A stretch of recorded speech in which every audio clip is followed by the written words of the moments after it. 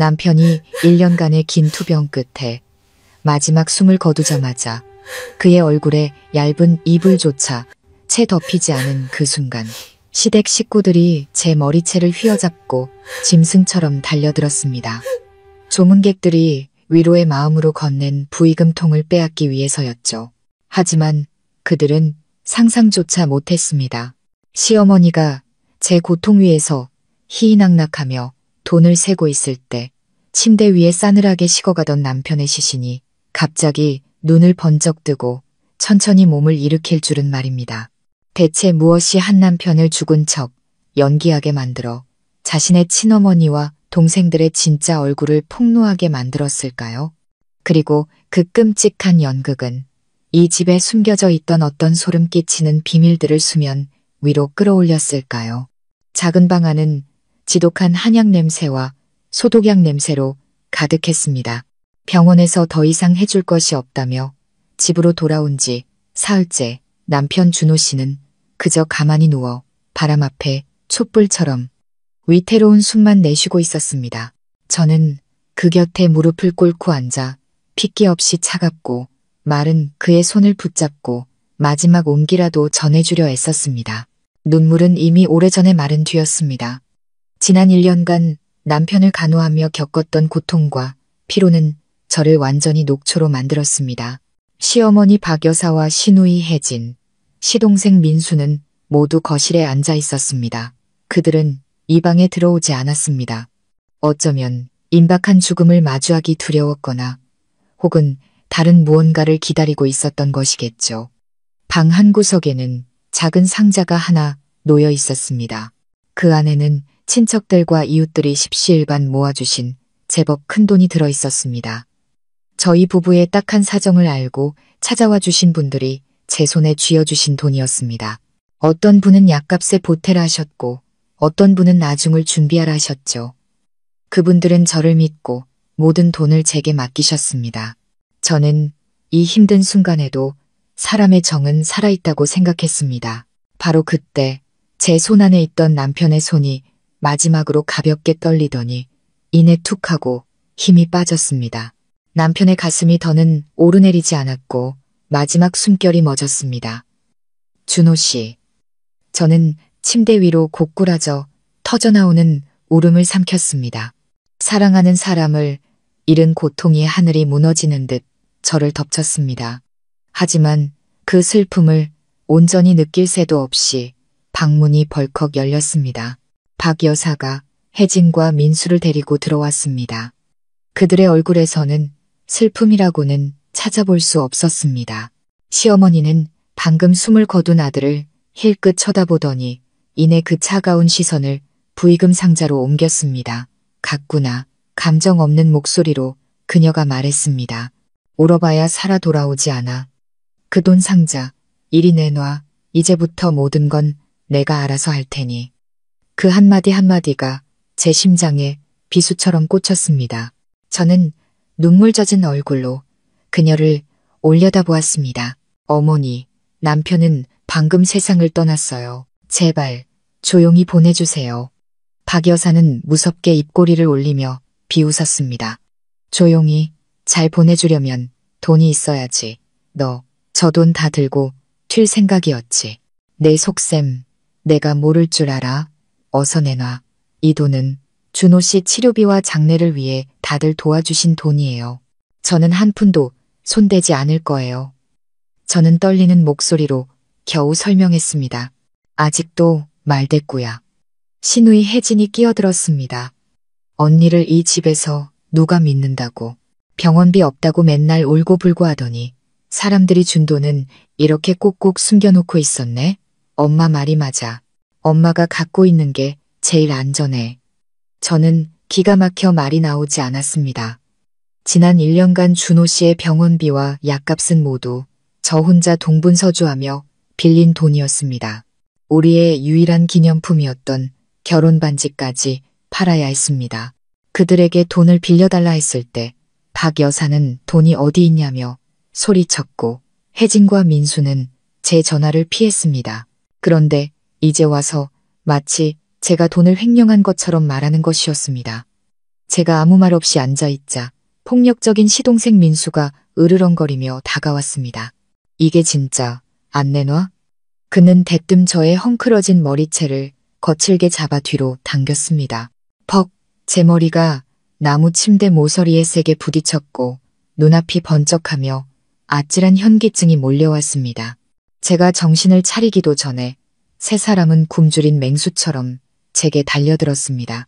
시어머니는 손톱으로 제 얼굴을 핥히어 핏자국을 냈고 혜진은 뾰족한 구두굽으로 제 등과 배를 무자비하게 짓밟았습니다. 그리고 민수는 주먹과 손바닥으로 인정사정 없이 저를 때렸습니다. 당신들은 악마야. 저는 절망 속에서 소리쳤지만 제 비명은 그들의 잔인한 폭력 속에 묻혀버렸습니다. 저는 바닥에 웅크린 채 육체적, 정신적 고통에 몸부림쳤습니다. 며느리로 살아온 5년, 저는 참고 희생하며 그들의 가족으로 인정받기 위해 모든 것을 바쳤습니다. 제 진심이 조금이라도 존중받을 수 있을 거라 믿었습니다. 하지만 아니었습니다. 저는 틀렸습니다. 이들에게 선의와 인내는 어리석고 나약함의 증거일 뿐이었습니다. 그들은 저를 짓밟고 마지막 하나까지 빼앗을 기회만을 노리고 있었습니다. 시어머니가 제 가방을 낚아채 열쇠 꾸러미를 꺼내더니 떨리는 손으로 돈 상자에 자물쇠를 여는 것이 보였습니다. 찰칵하고 자물쇠 풀리는 소리가 날카롭게 들렸습니다. 그녀는 상자 안에 돈다발을 움켜쥐었고 탐욕스러운 두 눈이 번뜩였습니다. 아직 온기가 채 가시지 않은 아들의 시신 바로 옆에서 말입니다. 그녀는 입으로 50만 원, 100만 원, 와, 많다, 중얼거리며 돈을 세기 시작했습니다. 혜진과 민수도 신이 나서 달려들어 부의금을 나눠 갖기 시작했습니다. 그들은 웃고 다투고 방금 형제를 잃었다는 사실도 피와 눈물 속에 쓰러져 있는 형수도 완전히 잊은 듯 했습니다. 눈앞의 광경은 역겨움을 넘어 공포스러웠습니다. 이들은 가족이 아니었습니다. 시체를 뜯어먹는 독수리 떼였습니다. 저는 모든 것을 포기하고 눈을 감았습니다. 차라리 죽는 게 낫겠다고 생각했습니다. 마지막으로 남편의 얼굴이라도 한 번 더 보려고 힘겹게 고개를 돌린 순간 저는 믿을 수 없는 광경을 목격했습니다. 희미한 불빛 아래 뿌연향 연기 속에서 남편을 덮고 있던 이불이 아주 미세하게 움직였습니다. 그리고 시어머니의 돈새는 소리가 한창일 때 굳게 감겨있던 남편의 두 눈이 아주 천천히 열리기 시작했습니다. 그 눈은 더 이상 병자의 무기력한 눈이 아니었습니다. 분노와 고통의 불꽃이 타오르고 있었습니다. 그는 돈다발을 나누고 있는 세 사람을 똑바로 쳐다보더니 팔에 힘을 주어 천천히 몸을 일으켰습니다. 시어머니의 돈새는 소리가 갑자기 멈췄습니다. 혜진과 민수의 웃음소리도 멎었습니다. 방 안은 죽음 같은 정적에 휩싸였습니다. 그들의 이가 서로 부딪혀 딱딱거리는 소리만 들릴 뿐이었습니다. 박 여사가 천천히 고개를 돌렸고 침대 위에 꼿꼿이 앉아 자신을 한 번도 본 적 없는 눈빛으로 쳐다보는 아들을 본 순간 그녀의 손에 들려있던 돈다발이 바닥으로 후두둑 떨어졌습니다. 만약 이 이야기가 여러분의 마음을 움직이고 불의에 분노하게 만들었으며 다음에 어떤 일이 펼쳐질지 궁금하게 만들었다면 주저하지 마시고 여유로운 노후 채널 구독 버튼을 눌러주세요. 여러분의 구독 하나하나가 저희가 더 진솔하고 감동적인 이야기를 전할 수 있는 큰 힘이 됩니다. 죽은 자가 다시 살아났을 때 정의가 어떻게 실현되는지 함께 지켜봐 주시기 바랍니다. 그들은 남편의 죽음이 비극이 아니라 그들을 잡기 위한 덫이었다는 사실을 알지 못했습니다. 그리고 세 사람은 방금 그 덫에 완벽하게 걸려든 것입니다. 남편이 병상에서 벌떡 일어난 그 순간은 시어머니와 두 동생의 남은 평생을 따라다닐 악몽이 될 것입니다. 그것은 기적적인 부활이 아니라 지옥에서 온 심판이었기 때문입니다. 그들 스스로가 만들어낸 지옥의 심판 말입니다. 차가운 타일 바닥 위로 돈다발이 떨어지는 소리가 유난히 귀에 거슬렸습니다. 방금 전까지만 해도 전리품을 들고 의기양양하던 시어머니 박 여사는 이제 얼굴이 백지장처럼 하얗게 질려 입술만 달싹일 뿐 아무 말도 하지 못했습니다. 그녀는 뒷걸음질 치다 의자에 걸려 넘어졌고 눈은 튀어나올 듯 커진 채로 마치 자신을 잡으러 온 귀신을 보듯 준호 씨를 쳐다봤습니다. 혜진과 민수는 더욱 비참했습니다. 두 사람은 공포와 죄책감이 뒤섞인 비명을 질렀습니다. 혜진은 방금 주었던 돈다발을 뜨거운 석탄이라도 되는 양 바닥에 내팽개쳤고 민수는 온몸을 떨며 더듬거렸습니다. 오빠, 귀신이다. 방금 전까지 그렇게 잔인하고 포악했던 세 사람은 이제 비굴하고 초라한 공포의 덩어리가 되어 구석에 웅크리고 있었습니다. 준호 씨는 아무 말도 하지 않았습니다. 그는 그저 돌부처처럼 꼿꼿이 앉아 그들의 얼굴을 하나씩 훑어보았습니다. 그 눈빛은 더 이상 죽음을 앞둔 병자의 것이 아니었습니다. 차갑고 날카롭고 압도적인 힘이 느껴졌습니다. 그는 자신을 낳아준 어머니가 바닥에 주저앉아 있는 모습을, 그 등 뒤에 숨어 떨고 있는 여동생을, 방구석에 얼어붙은 남동생을 차례로 본 뒤 마침내 제게 시선을 멈췄습니다. 그의 눈에는 분노뿐만 아니라 저에 대한 미안함과 처절한 후회가 담겨 있었습니다. 그는 저를 향해 조용히 손을 내밀었고 갈라졌지만 방 안을 울리는 분명한 목소리로 말했습니다. 미영아, 이리 와. 저는 여전히 충격에서 벗어나지 못한 채 온몸이 욱신거렸지만 그의 목소리를 듣자 어디선가 보이지 않는 힘이 솟아났습니다. 저는 침대 난간을 붙잡고 고통스러운 발걸음을 한 걸음씩 그에게로 옮겼습니다. 방금 겪었던 끔찍한 폭행의 기억이 스쳐 지나갔지만 그 모든 것은 믿을 수 없는 현실 앞에 희미해졌습니다. 남편이 살아있었습니다. 그는 저를 버리지 않았습니다. 제가 가까이 다가가자 그는 저를 힘껏 끌어안았습니다. 마치 제가 겪은 모든 고통을 보상해 주려는 듯 아주 세게 껴안았습니다. 그는 제 헝클어진 머리를 부드럽게 쓰다듬으며 억눌린 감정으로 떨리는 목소리로 속삭였습니다. 미안해, 미영아. 내가 너를 너무 힘들게 했구나. 제 눈물이 다시 터져 나왔습니다. 하지만 이번에는 절망의 끝에서 되찾은 행복과 안도의 눈물이었습니다. 저는 아무 말도 하지 못하고 그의 어깨에 얼굴을 묻고 흐느꼈습니다. 그때 정신을 차린 박 여사가 더듬거리며 말했습니다. 그녀의 목소리는 떨렸지만 마지막 남은 권위를 지키려는 듯 했습니다. 준호야, 너 안 죽었어? 엄마 정말 기절하는 줄 알았다. 준호 씨는 저를 천천히 놓아주었지만 제 손은 마치 자신의 소유임을 확인시키듯 굳게 잡고 있었습니다. 그는 어머니를 돌아보았습니다. 그 눈빛은 차갑고 낯설었습니다. 죽었죠. 어머니가 제 아내를 때려서 돈을 빼앗으려고 달려든 그 순간 저는 죽었습니다. 제 동생들이 어머니를 도와 제가 죽었다고 슬퍼하는 여자를 짓밟는 그 순간 저는 죽었습니다. 제 마음이 죽어버렸다고요, 어머니. 그의 말 한마디 한마디가 세 사람의 심장을 찔렀습니다. 혜진이 가식적인 울음을 터뜨리기 시작했습니다. 그녀가 늘 사용하던 수법이었죠. 오빠, 무슨 말이야. 우린 그냥 오빠 걱정돼서 그런 거야. 형수가 돈 다 들고 도망갈까봐 우리가 대신 맡아주려고 한 거라고. 맡아줘. 준호 씨가 비웃었습니다. 그 웃음소리는 경멸로 가득 차 있었습니다. 머리채를 잡고 주먹질을 하는 게 맡아주는 방식이야? 내가 죽은 줄 알고 우는 사람을 짓밟는 게. 혜진아, 내가 눈이 멀고 귀가 먹은 줄 알아. 나 여기 누워서 다 듣고 다 느끼고 있었어. 너희들이 내 아내에게 가한 모든 고통을. 잠시 얼어붙어 있던 민수는 분노가 공포를 이긴 듯 했습니다. 그는 저를 손가락질하며 소리쳤습니다. 쟤 때문이야. 제가 돈을 안 주니까 그랬지. 돈 들고 튀려고 했단 말이야. 오빠는 왜 제 편만 들어? 닥쳐. 준호 씨가 천지를 뒤흔들듯 포효했습니다. 제가 한 번도 들어본 적 없는 그의 모습이었습니다. 늘 온화하고 참을성 있던 제 남편이 이제 막다른 길에 몰린 호랑이 같았습니다. 네가 무슨 자격으로 그런 말을 해. 넌 빌어먹고 사는 기생충이야. 누구 돈으로 살고 있어.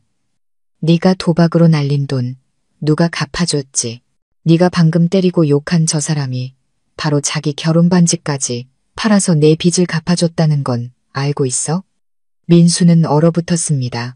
그의 얼굴이 불그락푸르락 변했습니다. 그는 자신의 추악한 비밀이 이런 식으로 폭로될 줄은 꿈에도 몰랐을 겁니다. 저는 준호 씨를 바라보았습니다. 말로 표현할 수 없는 감정이 솟구쳤습니다. 그는 모든 것을 알고 있었습니다. 제가 한 번도 말하지 않았던 저의 희생까지도. 박 여사는 상황이 불리해지자 태도를 바꿨습니다. 그녀는 침대 옆으로 기어와 준호 씨의 다리를 잡으려고 애썼습니다. 준호야, 내 아들아. 엄마가 잘못했다. 내가 너무 생각이 짧았어. 그냥 내 장례식 잘 치러주고 싶은 마음이 급해서 그랬다. 한 번만 용서해다오. 준호 씨는 그녀가 닿지 못하게 다리를 피했습니다. 절 위해서요. 어머니, 이제 연기는 그만하세요. 전 안 죽었어요. 그리고 오늘의 이 연극은 바로 저와 제 아내가 함께 계획한 겁니다. 그의 고백은 세 사람에게 청천벽력과도 같았습니다. 그들은 믿을 수 없다는 듯 눈을 크게 뜨고 그를 쳐다봤습니다. 저 역시 놀랐습니다. 저는 그가 기적적으로 깨어난 줄로만 알았는데 이것이 계획이었다니. 박 여사가 떨리는 목소리로 되물었습니다. 너 뭐라고? 계획이라고? 내가 죽은 척 했다고? 네, 맞아요. 준호 씨가 단호하게 말했습니다. 저는 죽은 척 해야만 했습니다. 그렇게 하지 않으면 제가 가장 사랑하는 가족들의 진짜 얼굴을 어떻게 볼 수 있었겠어요? 제가 눈을 감자마자 당신들이 제 아내에게 어떻게 대하는지 어떻게 알 수 있었겠습니까? 이건 덫이었고 당신들은 스스로 그 덫으로 걸어 들어온 겁니다. 방 안은 다시 정적에 휩싸였습니다. 하지만 이번의 침묵은 귀신에 대한 공포가 아니라 눈앞에 드러난 잔인하고 추악한 진실에 대한 공포 때문이었습니다. 저는 제 옆에 남편을 바라보았습니다. 안쓰럽고 감동적이면서도 한편으로는 조금 두려웠습니다. 그가 얼마나 고통스럽고 절망스러웠으면 이렇게까지 비참한 계획을 세워야만 했을까요? 그리고 저는 오늘 그들의 탐욕을 폭로한 것이 훨씬 더 큰 계획의 시작에 불과하다는 것을 알지 못했습니다. 앞으로 벌어질 일이야말로 그들에게 진정한 지옥을 보여줄 것이었습니다. 남편이 가족의 진심을 시험하기 위해 죽은 척했다는 사실은 시댁 식구들뿐만 아니라 저에게도 엄청난 충격이었습니다. 저는 그가 그저 기적적으로 깨어난 줄로만 알았습니다. 하지만 이것은 치밀하게 계획된 연극이었습니다. 비극의 여주인공은 바로 저였지만 정작 저는 그 대본의 내용을 전혀 모르고 있었습니다. 저는 수만 가지 질문을 품은 채 남편을 바라봤지만 목이 메어 아무 말도 할 수 없었습니다. 준호 씨는 제 눈 속에 혼란을 읽은 듯 했습니다. 그는 제 손을 위로하듯 가볍게 쥐어준 뒤 돌처럼 굳어버린 세 사람을 향해 돌아섰습니다.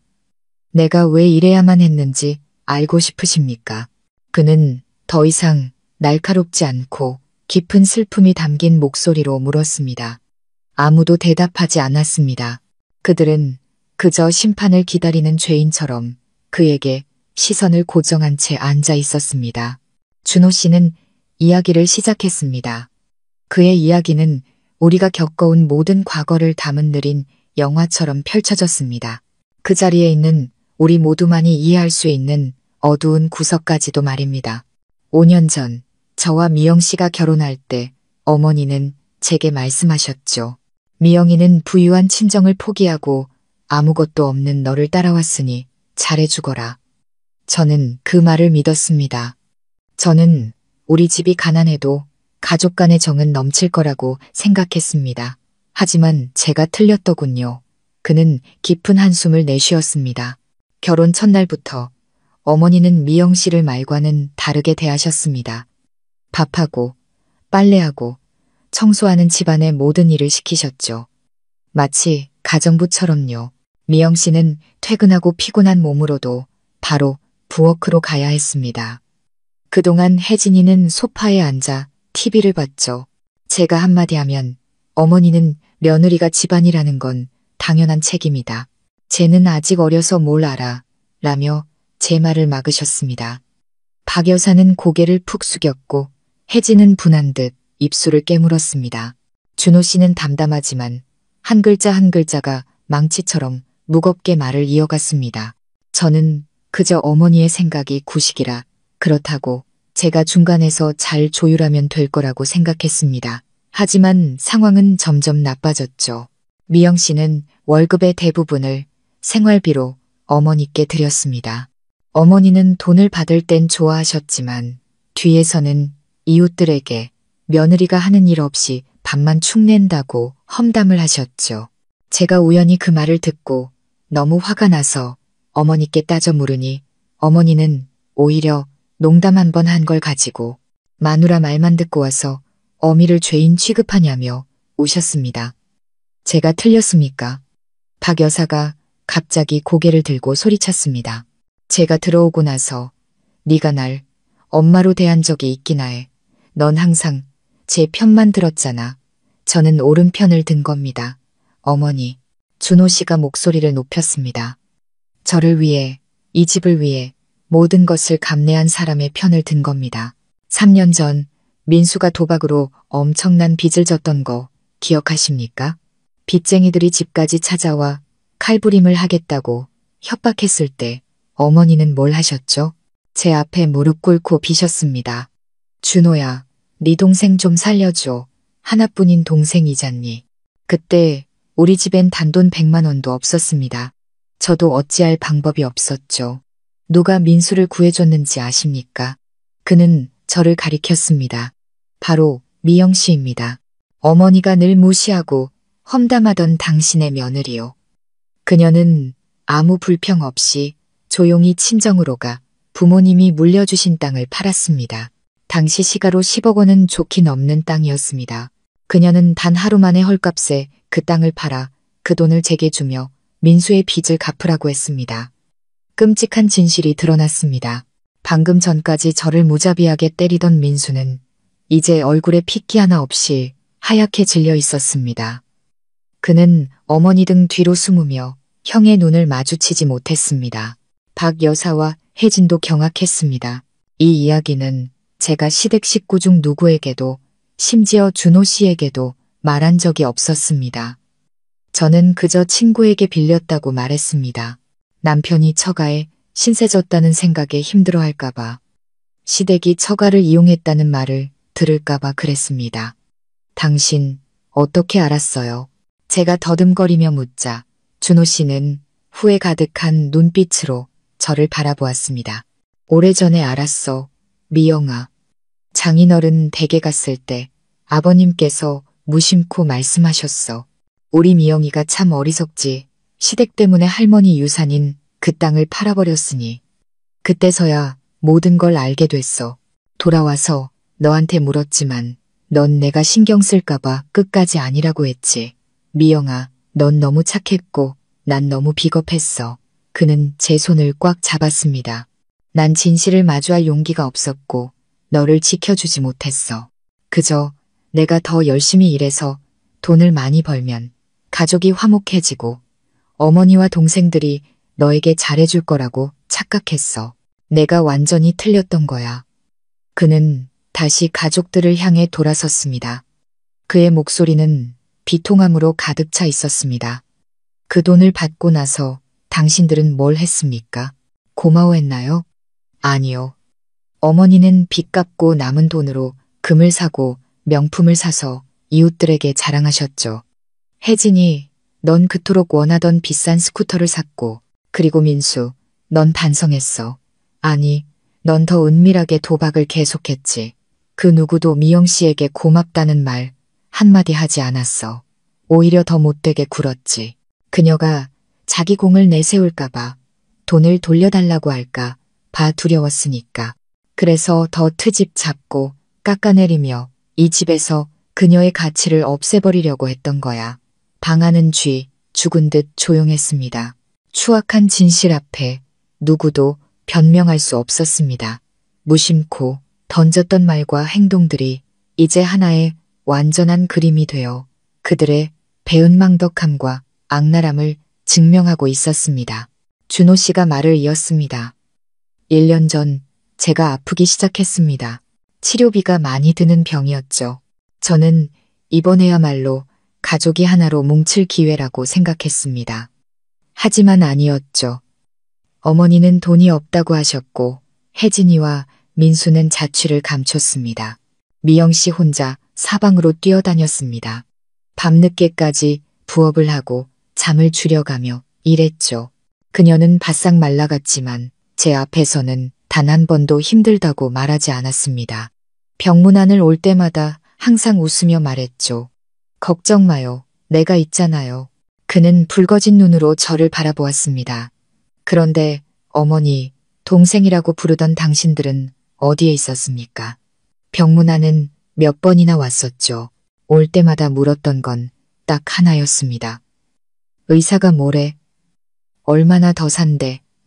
그의 말은 날카로운 기소장이었습니다. 박 여사는 더 이상 울부짖지 않았습니다. 그녀는 그저 고개를 숙인 채 앉아 있었습니다. 어쩌면 그의 말이 그녀에게 남은 마지막 양심을 건드렸을지도 모릅니다. 그래서 준호 씨가 결론을 내렸습니다. 저는 알았습니다. 만약 제가 정말로 세상을 떠난다면 미영 씨는 이 집에서 살아남지 못할 거라는 걸. 당신들이 그녀를 가만두지 않고 남은 모든 것을 빼앗으려 할 거라는 걸. 그래서 저는 이 연극을 꾸며야만 했습니다. 저는 몰래 미영 씨에게 계획을 말하고 연기를 잘 해달라고 부탁했습니다. 하지만 저조차도 당신들이 그녀에게 이렇게까지 잔인하게 굴 줄은 몰랐습니다. 그의 말에는 모순이 있었습니다. 그는 저와 계획을 상의했다고 했지만 저는 전혀 아는 바가 없었습니다. 제가 의아한 눈으로 그를 쳐다보자 그는 저를 보며 아주 살짝 고개를 저었습니다. 저만이 이해할 수 있는 신호였습니다. 그는 거짓말을 하고 있었습니다. 저를 보호하기 위해 그들이 저를 이 계획의 공범으로 생각하게 만들어 다시는 저를 얕보지 못하게 하려는 것이었습니다. 그리고 저는 문득 깨달았습니다. 돈 문제와 부당한 대우 때문에 그들의 가면을 벗기려 했다기에는 이 모든 계획이 너무나도 처절했습니다. 분명 남편을 이 막다른 길로 몰아넣은 훨씬 더 깊고 끔찍한 이유가 있을 것이 틀림없었습니다. 준호 씨가 더 이상 가족을 믿지 못해 죽은 척해야만 했다는 고백은 시어머니와 두 동생에게 남은 마지막 자존심에 치명타를 날렸습니다. 그들은 더 이상 소리치거나 변명하지 못하고 심판을 기다리는 죄인처럼 조용히 앉아 있었습니다. 그 침묵은 그들이 저지른 모든 죄를 인정하는 것과 같았기에 어떤 욕설보다도 더 무서웠습니다. 오랫동안 억눌러왔던 감정을 모두 쏟아낸 준호 씨도 평정을 되찾은 듯 했습니다. 그는 더 이상 분노에 찬 포효를 하지 않았습니다. 대신 제가 그에게서 한 번도 본 적 없는 냉철하고 단호한 모습이 나타났습니다.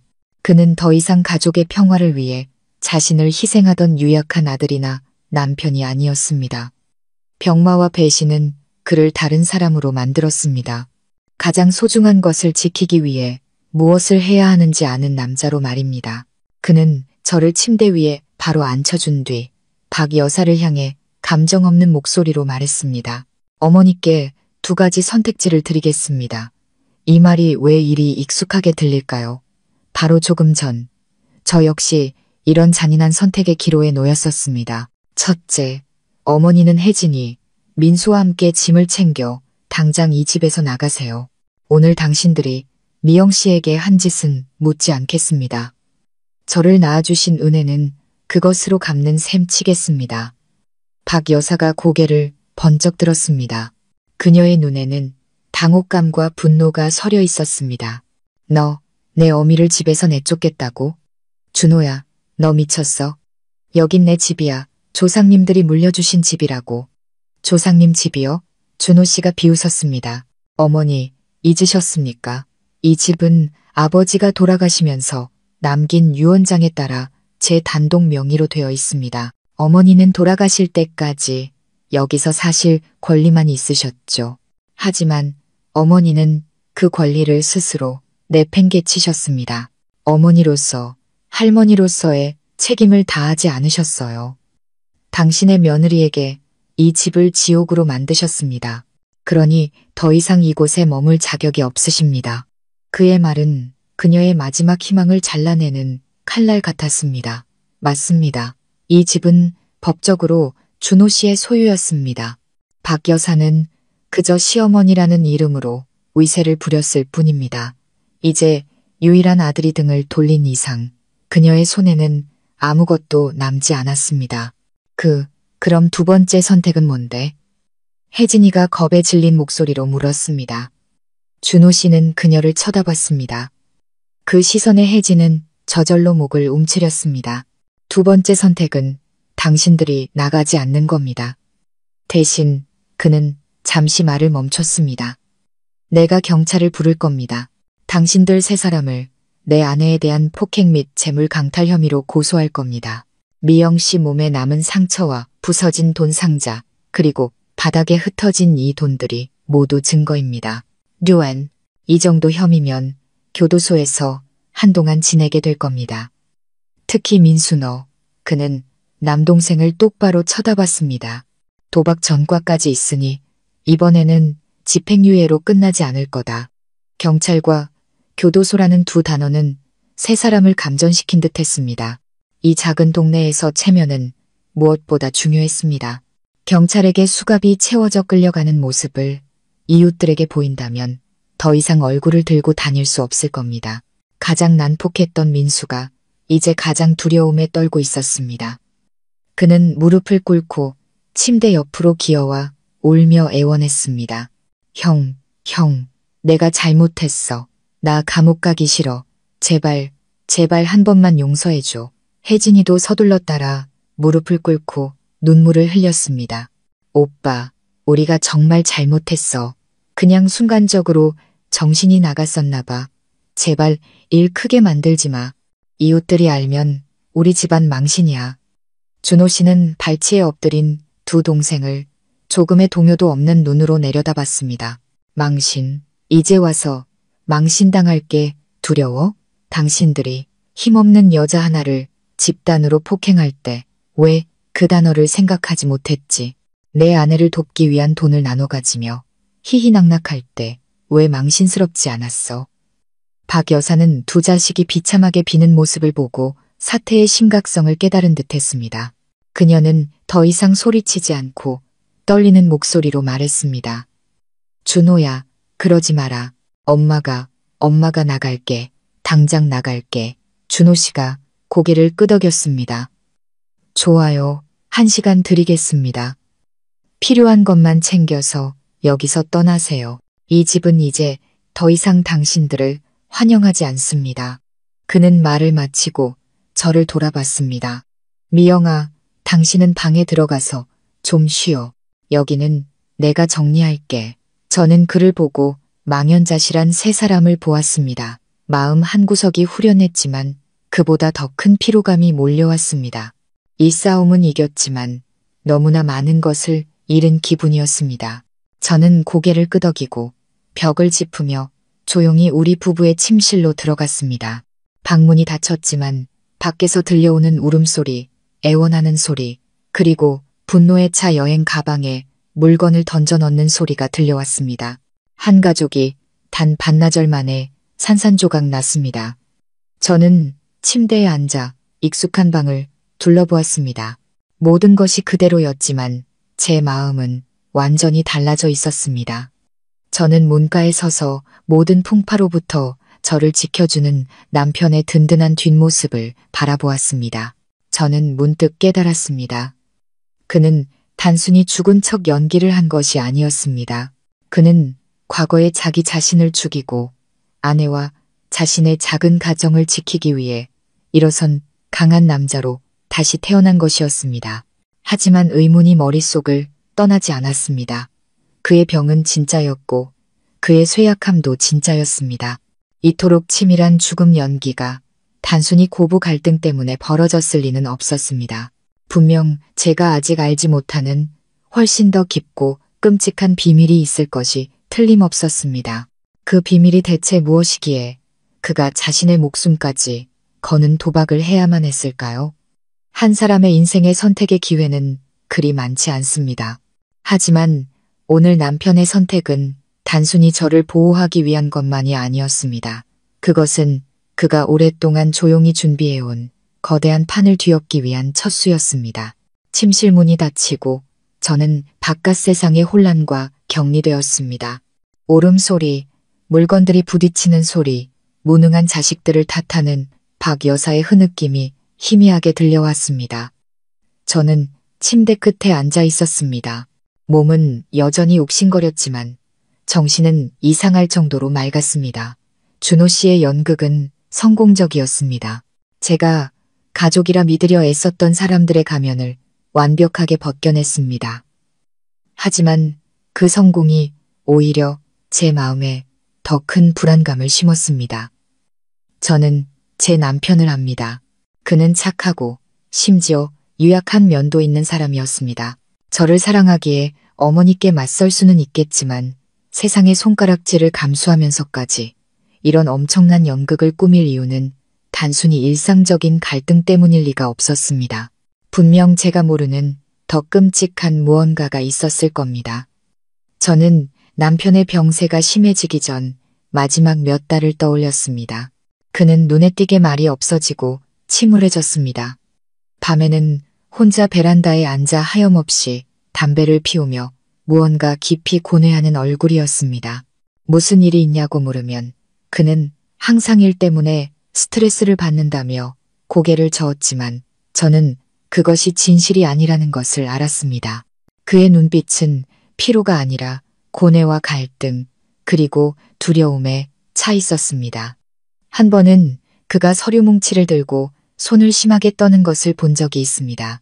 제가 들어서는 것을 보자 그는 황급히 서류를 서랍에 넣고 잠가버렸습니다. 궁금했지만 남편의 사생활을 존중해 더는 묻지 않았습니다. 지금 생각해보니 아마 비밀은 그 서류들 속에 있었을 겁니다. 바깥의 소음이 점차 잦아들더니 이내 완전히 조용해졌습니다. 아마도 그들이 떠난 모양이었습니다. 방문이 열리고 준호 씨가 들어왔습니다. 그의 얼굴에는 지친 기색이 역력했지만 눈빛은 한결 평온해져 있었습니다. 그는 제 옆에 앉아 아직 멍자국이 남은 제 손을 잡으며 나지막이 말했습니다. 그들 갔어. 이제 아무도 당신을 괴롭히지 않을 거야. 저는 그의 눈을 깊이 들여다보며 물었습니다. 준호 씨, 저한테 숨기는 거 있죠? 일이 이렇게 간단하지 않다는 거 알아요. 저한테 사실대로 말해줘요. 그는 한동안 말이 없었습니다. 허공을 바라보던 그의 눈이 이내 깊은 한숨을 내쉬었습니다. 오랫동안 그를 짓눌러왔던 무거운 짐을 내려놓는 듯한 한숨이었습니다. 역시 당신은 못 속이겠구나. 당신 말이 맞아. 이게 전부가 아니야. 그는 저를 가까이 끌어당기며 제가 한 번도 들어보지 못했던 또 다른 이야기를 시작했습니다. 육체적인 폭력보다 더 고통스러운 배신에 대한 이야기였습니다. 모든 건 2년 전부터 시작됐어. 그가 말했습니다. 혜진이가 용민이라는 남자친구를 사귀기 시작했을 때야. 그놈은 번지르르하게 생기고 말도 잘했지만 난 어쩐지 좋은 사람 같지가 않았어. 혜진이한테 조심하라고 충고했지만 걔는 듣지 않고 오히려 내가 자기 행복을 질투한다고 화를 냈지. 어머니도 혜진이 편을 들면서 내가 너무 까다롭다고 다 큰딸이니 알아서 하게 놔두라고 하셨어. 저는 고개를 끄덕였습니다. 그 시절이 기억났습니다. 혜진이는 부자 남자친구가 사준 비싼 선물들을 자랑하기 바빴습니다. 박 여사도 딸이 곧 재벌가 며느리가 된다며 동네방네 자랑하고 다녔습니다. 그러던 어느 날 준호 씨가 말을 이었습니다. 혜진이가 울면서 집에 와서는 용민이가 사업 투자금으로 큰 돈이 필요하다고 몇 배로 불려주겠다고 약속했다는 거야. 나한테 돈을 빌려달라고 했는데 그때 내 사정도 좋지 않아서 거절했어. 혜진이는 내가 동생을 아끼지 않는다며 화를 냈고 어머니도 나를 이기적이라고 몰아세우셨지. 심지어 내가 돈이 없으면 미영이라도 있잖니. 아내가 남편 동생 돕는 건 당연한 거야. 라고까지 하셨어. 제 돈이 내 돈이지. 라고 심장이 쿵 내려앉았습니다. 또 그 소리였습니다. 제 돈은 곧 자기들 돈이라는 그 뻔뻔한 논리. 난 동의하지 않았어. 준호 씨가 단호하게 말했습니다. 난 당신 성격을 알아.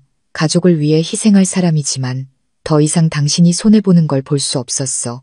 난 어머니께 당신이 힘들게 번 돈이니 누구도 손댈 권리가 없다고 강하게 맞섰어. 그렇게 어머니께 대든 건 처음이었지. 어머니는 굉장히 화를 내셨어. 그 다툼 이후 모든 것이 조용해지는 듯 했습니다. 혜진이도 더는 돈 이야기를 꺼내지 않았습니다. 하지만 준호 씨는 그것이 폭풍전의 고요함일 줄은 몰랐습니다. 한 달쯤 지났을까 준호 씨의 목소리가 낮아졌습니다. 우연히 혜진이 옷장에서 새 보석함을 발견했어. 안에는 금목걸이랑 다이아몬드 귀걸이가 들어있었지. 난 혜진이가 그런 비싼 걸 살 돈이 없다는 걸 알았기에 너무 놀랐어.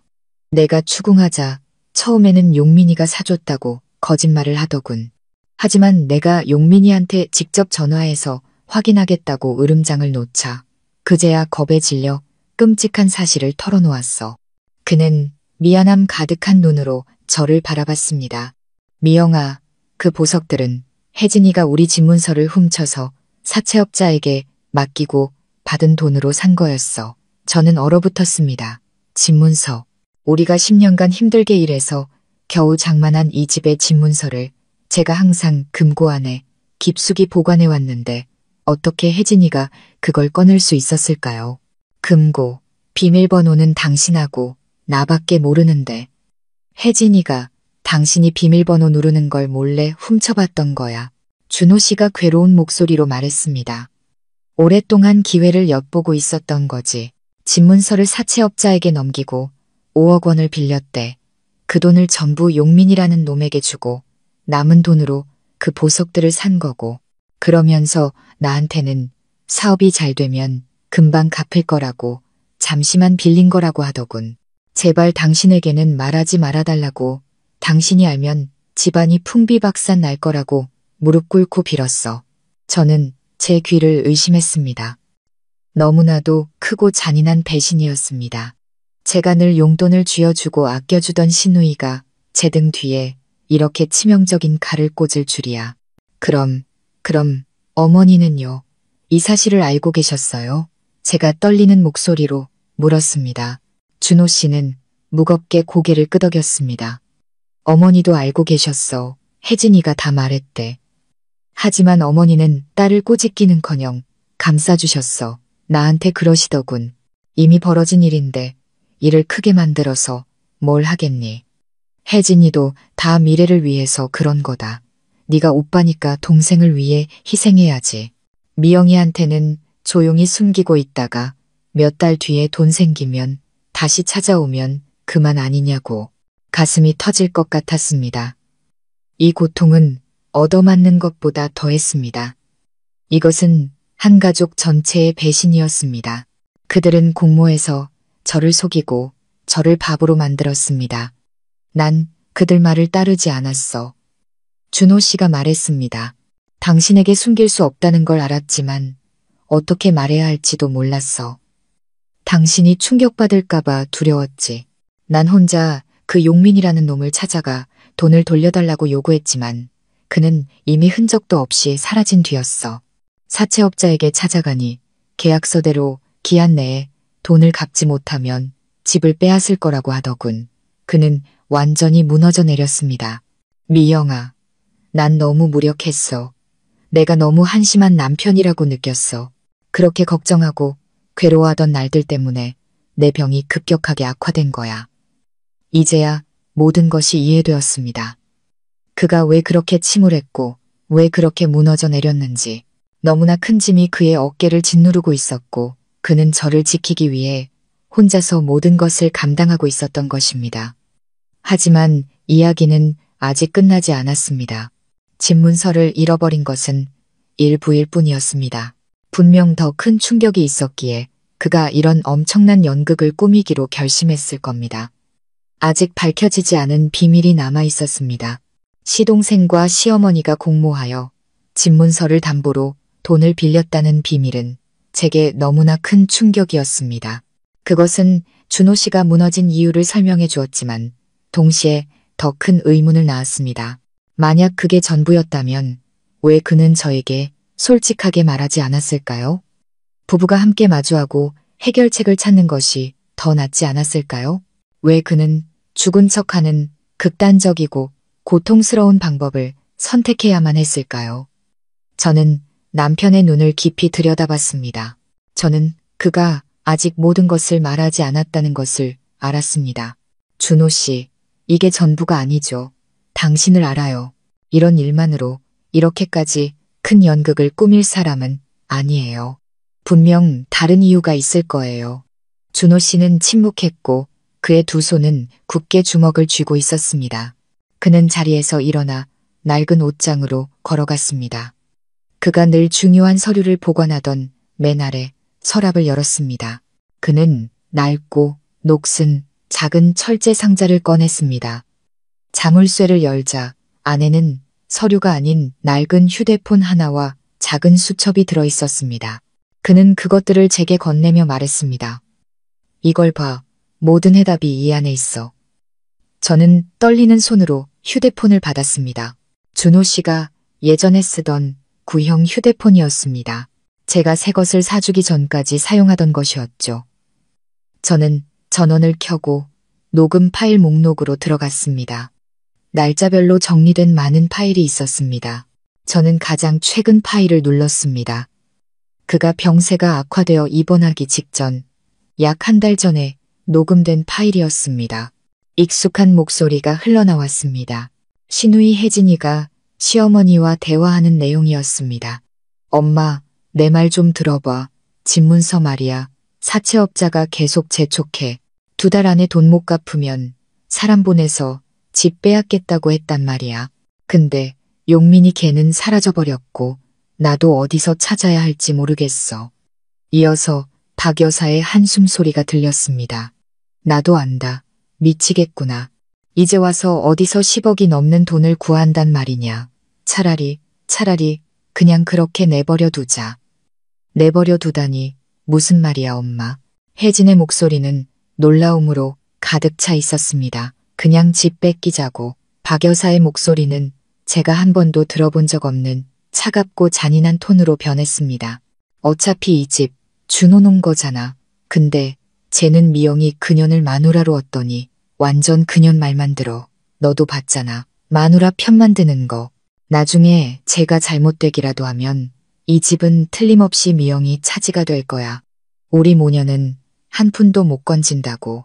차라리 지금 집 뺏겨서 우리가 다 같이 망하는 게 그년 혼자 좋은 꼴 보는 것보다 나아. 심장이 멎는 것 같았습니다. 저는 제 귀를 의심했습니다. 그녀가, 제 시어머니가 가족의 가장 큰 재산인 이 집을 잃는 한이 있더라도 며느리인 제 손에 들어가는 것은 볼 수 없다는 것이었습니다. 저에 대한 증오가 이성까지 마비시킬 정도로 컸던 것입니다. 하지만 녹음은 거기서 끝나지 않았습니다. 혜진의 목소리가 다시 들려왔습니다. 그녀는 어머니보다 더 악랄했습니다. 엄마 말도 일리가 있네. 근데 엄마, 집 뺏기면 우리도 갈 데가 없잖아. 나한테 더 좋은 방법이 있어. 무슨 방법? 지금 오빠 병이 심각하잖아. 의사 말로는 돈 없어서 제대로 치료 못 받으면 오래 못 버틸 거래. 그냥 우리 모른 척 하자. 엄마, 형수한테 돈도 주지 말고 오빠 병이 더 심해지도록 그냥 내버려 두는 거야. 그러다 오빠가 죽으면 형수한테 장례 치를 돈이 없으니 집을 팔아야겠다고 말하는 거지. 아는 사람한테 싸게 파는 척 넘기고 형수한테는 그 값밖에 못 받았다고 하는 거야. 그 돈에서 조금 떼서 오빠 장례 치러주고 나머지는 우리 둘이 나누면 돼. 형수는 어차피 남편 죽으면 이 집에서 쫓겨날 신세잖아. 그때 되면 우린 돈도 있고 훨훨 날아다니면서 살 수 있어 저는 더 이상 들을 수 없었습니다. 저는 휴대폰을 침대 위로 내던졌습니다.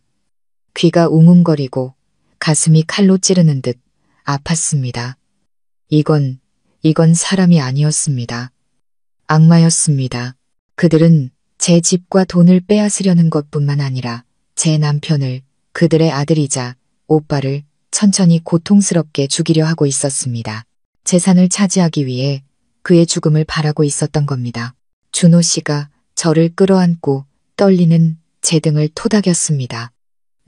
내가 이 녹음을 들었어. 그가 메인 목소리로 말했습니다. 우연히 낡은 휴대폰에 자동 녹음 기능을 켜둔 채로 거실에 두고 나왔던 거야. 이걸 들었을 때 믿을 수가 없었어. 꿈을 꾸는 줄 알았지. 하지만 사실이었어. 내가 가장 사랑하는 가족이 바로 내 죽음을 가장 바라는 사람들이었던 거야.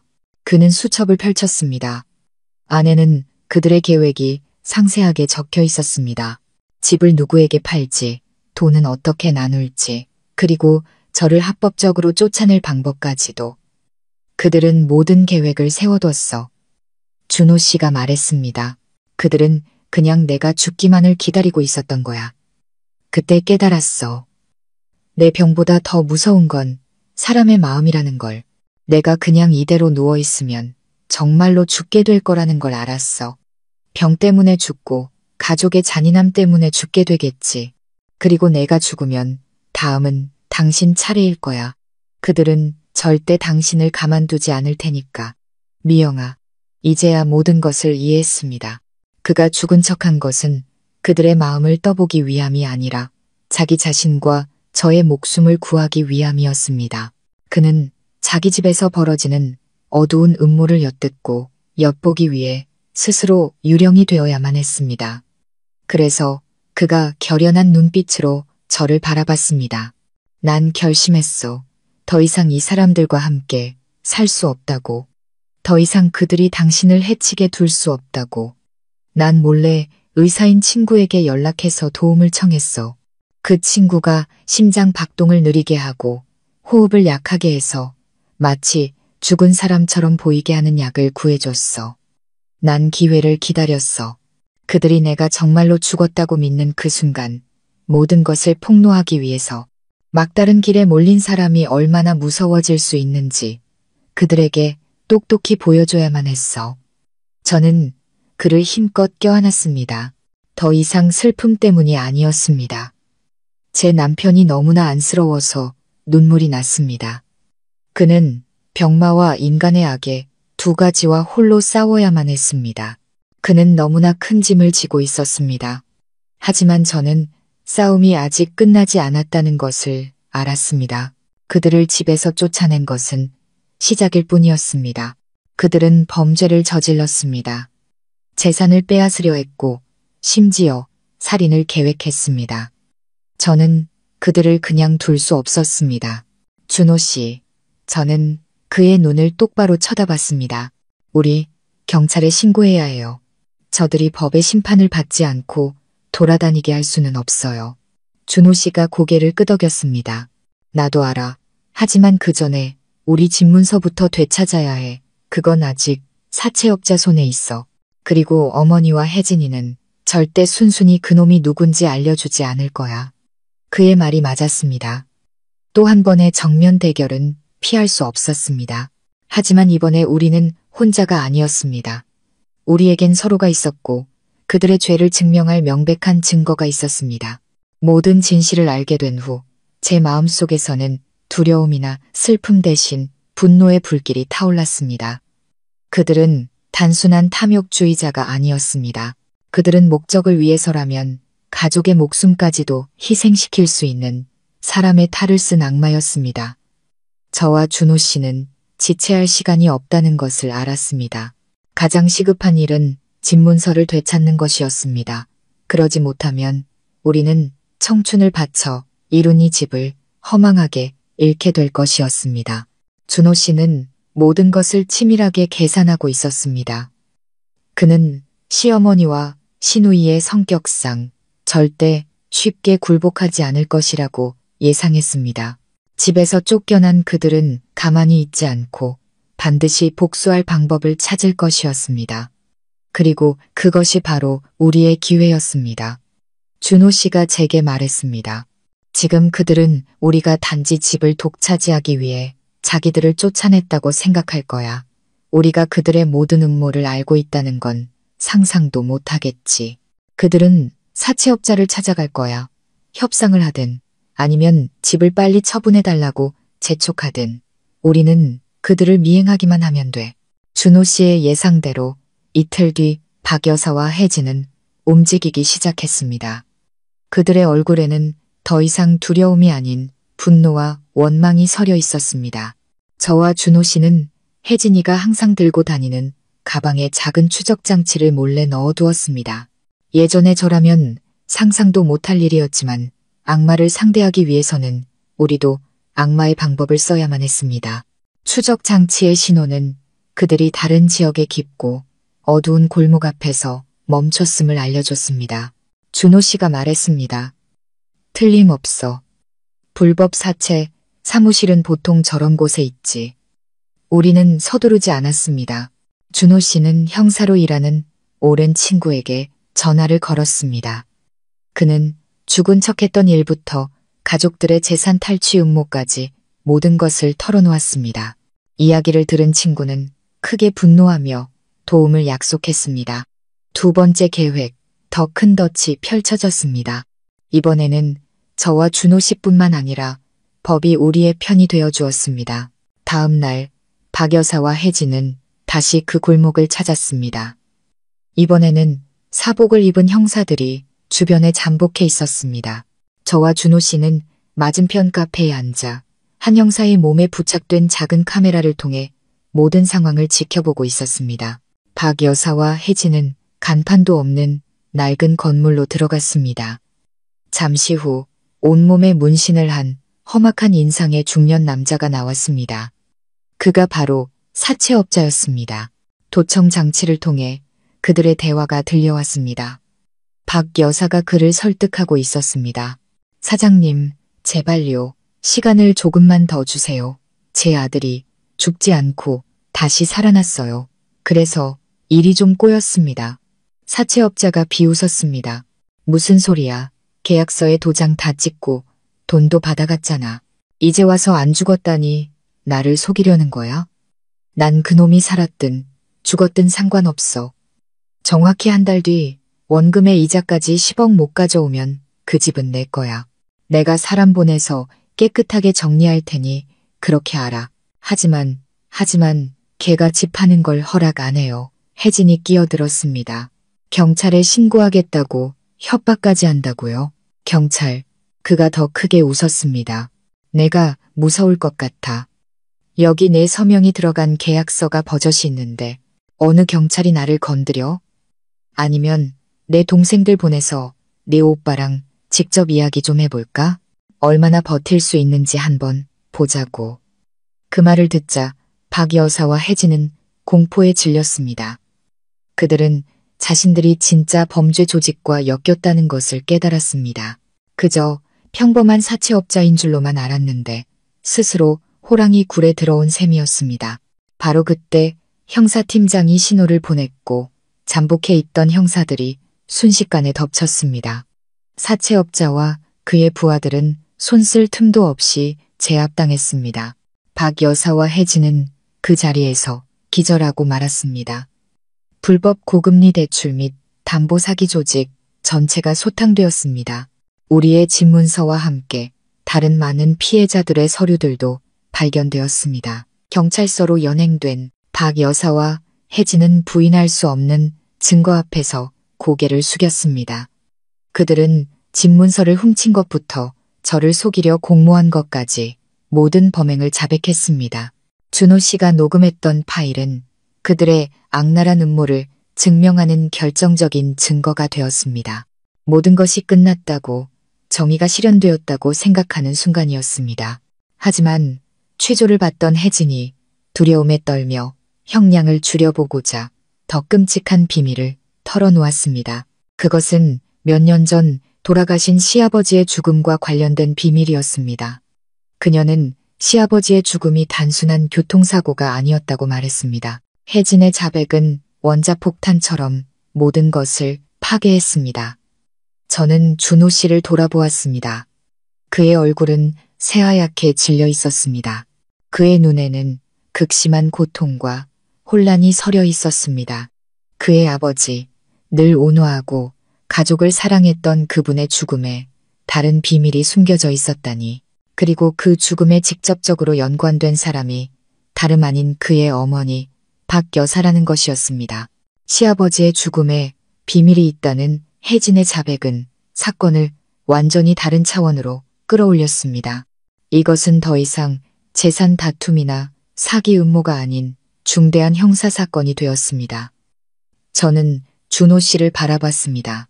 그는 의자에 못 박힌 듯 앉아 있었고 넓은 어깨는 힘없이 축 처져 있었습니다. 이 충격은 어머니와 동생들에게 배신당했을 때보다 더 커 보였습니다.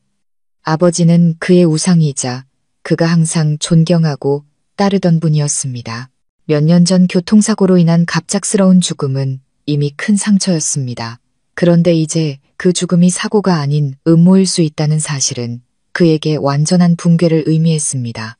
경찰들도 사건의 심각성을 인지하고 즉시 혜진을 따로 분리하여 신문하기 시작했습니다. 처음에는 그저 들은 이야기라며 발뺌하던 그녀도 예리한 수사관들의 추궁과 무거운 처벌에 대한 두려움 앞에 결국 모든 것을 털어놓았습니다. 그 진실은 모두의 상상을 초월하는 것이었습니다. 혜진의 말에 따르면 시아버지의 작은 건설회사는 한창 성장가도를 달리고 있었다고 합니다. 그는 신용을 최우선으로 여기는 정직한 사업가였습니다. 하지만 시어머니 박 여사는 탐욕이 끝이 없는 사람이었습니다. 그녀는 현재의 삶에 만족하지 못하고 항상 더 많은 돈과 화려한 삶을 갈망했습니다. 그녀는 남편에게 부실 공사나 비자금 조성을 부추겼지만 아버님은 번번이 거절하셨습니다. 이로 인해 집안에서는 다툼이 끊이지 않았습니다. 그 무렵 박 여사는 다른 남자와 부적절한 관계를 맺고 있었습니다. 그 남자는 시아버지의 경쟁사 사장이었습니다. 그는 박 여사에게 부유한 삶을 약속했을 뿐만 아니라 남편의 회사를 통째로 빼앗을 계획을 세웠습니다. 그들의 계획은 시아버지를 제거하기 위해 불의의 사고처럼 보이는 교통사고를 위장하는 것이었습니다. 아버님이 돌아가시면 아내인 박 여사가 회사 포함 모든 재산을 상속받게 될 것이었습니다. 그녀의 내연남은 뒤에서 회사를 관리하며 서서히 자기 것으로 만들 계획이었습니다. 당시 사춘기였던 혜진은 어머니로부터 물질 만능주의를 그대로 물려받았습니다. 그녀는 우연히 어머니와 내연남의 대화를 엿들었습니다. 그녀는 어머니를 말리기는커녕 화려한 삶을 살게 해주겠다는 약속에 눈이 멀었습니다. 그녀는 침묵을 선택했고 어머니의 범죄에 동조했습니다. 심지어 사고 당일 어머니가 하루 종일 집에 있었다고 거짓 알리바이를 만들어주기까지 했습니다. 사고는 그들의 계획대로 일어났습니다. 시아버지는 세상을 떠났고 준호 씨에게는 지울 수 없는 상처를 남겼습니다. 경찰이 수사했지만 치밀하게 조작된 증거 앞에서 단순 음주운전 사고로 결론 내렸고 사건은 그렇게 종결되었습니다. 박 여사는 재산을 차지하는 데 성공했지만 하늘은 그녀의 편이 아니었습니다. 아버지가 돌아가신 후 준호 씨가 특유의 영리함과 노력으로 회사를 물려받아 다시 일으켜 세웠습니다. 그는 회사가 다른 사람 손에 넘어가는 것을 막았습니다. 이로 인해 박 여사와 내연남의 계획은 틀어졌습니다. 회사를 차지할 수 없게 된 내연남은 박 여사를 멀리하기 시작했습니다. 그녀는 남편도 내연남도 모두 잃고 관리할 능력도 없는 재산만 끌어안게 되었습니다. 그래서 그녀는 자신의 모든 증오와 원망을 아들과 재산을 빼앗아갔다고 생각하는 며느리 바로 저에게 쏟아부었던 것입니다. 혜진의 모든 자백은 기록되었습니다. 수사관들은 즉시 5년 전의 사건 파일을 다시 열었습니다. 그리고 박 여사의 내연남을 찾아갔습니다. 모든 것이 잊혔다고 생각했던 그는 새로운 증거 앞에서 결국 무너졌고 모든 죄를 자백했습니다. 자애로운 어머니, 불쌍한 미망인이었던 박 여사는 남편을 살해한 주범이 되었습니다. 5년간 숨겨왔던 그녀의 죄악이 마침내 빛을 보게 된 것입니다. 그녀는 법의 가장 엄중한 심판을 받게 될 것이었습니다. 저와 준호 씨는 형사팀장실에 앉아 수사 결과를 듣고 있었습니다. 어떤 감정을 느껴야 할지 몰랐습니다. 분노, 고통, 혐오감, 모든 감정이 뒤섞여 마음속을 헤집었습니다. 저는 준호 씨를 바라봤습니다. 그는 울지 않았습니다. 그저 허공을 응시하며 조용히 앉아있을 뿐이었습니다. 이 고통은 아마 평생 그를 따라다닐 것입니다. 그는 아버지를 잃었고 이제 그보다 더 잔인한 방식으로 어머니마저 잃게 된 것입니다. 이 사건은 지역사회에 큰 충격을 주었습니다. 평범해 보이는 가정 뒤에 이토록 끔찍한 비밀이 숨겨져 있을 줄은 아무도 몰랐습니다. 존경받던 여인은 냉혈한 살인자가 되었고 가여운 자식들은 공범이자 불효자가 되었습니다. 하지만 운명은 이 가족을 계속해서 시험하는 듯 했습니다. 진실이 밝혀진 그 순간에도 더 충격적인 또 다른 비밀이 드러나기를 기다리고 있었습니다. 준호 씨조차 상상하지 못했던 그의 운명을 완전히 바꿔놓을 비밀이 말입니다. 시아버지의 죽음에 대한 진실은 준호 씨의 정신을 완전히 무너뜨린 마지막 일격이었습니다. 그는 더 이상 흘릴 눈물도 할 말도 없었습니다. 오직 무서운 공허함과 말없는 고통만이 그를 감쌌습니다. 그는 집에 돌아와 방 안에 스스로를 가두었습니다. 먹지도 마시지도 저를 포함한 그 누구와도 대화하지 않았습니다. 그는 조용히 창가에 앉아 예전의 아버님과 함께 장기를 두던 뜰을 멍하니 바라볼 뿐이었습니다. 저는 그가 인생에서 가장 힘든 시간을 보내고 있다는 것을 알았습니다. 그가 믿었던 세상, 그의 가족, 모든 것이 단 며칠 만에 무너져 내렸습니다. 저는 감히 그를 방해하지 못하고 조용히 문 밖에 식사를 놓아두고 멀리서 기다릴 뿐이었습니다. 지금 그에게는 이 잔인한 진실을 혼자 감당할 시간이 필요했습니다. 한편 바깥 세상에서는 시댁 전체가 지진이라도 난 듯 흔들리고 있었습니다. 박 여사가 남편 살해 혐의로 체포되었다는 소식은 불길처럼 번져나갔습니다. 그것은 모든 친척의 밥상머리 화제가 되었습니다. 예전에 우리 집에 드나들며 웃고 떠들던 친척들은 이제 우리를 다른 눈으로 쳐다봤습니다. 동정하는 사람, 호기심을 보이는 사람도 있었지만 대부분은 우리를 멀리하고 손가락질했습니다. 괜히 엮였다가 같이 욕먹을까 두려워하는 것이었죠. 그 집안은 상종 못할 집안이야. 어미는 남편을 죽이고 자식들은 불효막심하고 그런 수군거림이 제 마음에 비수처럼 꽂혔습니다. 불구속 상태로 재판을 기다리던 혜진과 민수는 더 이상 고개를 들고 다닐 수 없었습니다. 사회는 그들에게 등을 돌렸고 친구들은 연락을 끊었으며 약혼자는 파혼을 통보했습니다. 그들은 가족, 명예, 그리고 미래까지 모든 것을 잃었습니다. 그들은 서로를 물어뜯기 시작했습니다. 민수는 혜진이 자백하지만 않았어도 일이 이렇게까지 되지는 않았을 거라며 탓했고 혜진은 민수가 도박 빚만 지지 않았어도 자신이 집문서를 훔칠 일도 모든 것이 발각될 일도 없었을 거라며 저주했습니다. 그들은 집안에서 소리치고 심지어 주먹다짐까지 했습니다. 그 집은 이제 무덤처럼 차갑고 고요해졌습니다. 가족이 그렇게 풍비박산 나고 있을 때 낯선 남자 한 분이 우리 집을 찾아왔습니다.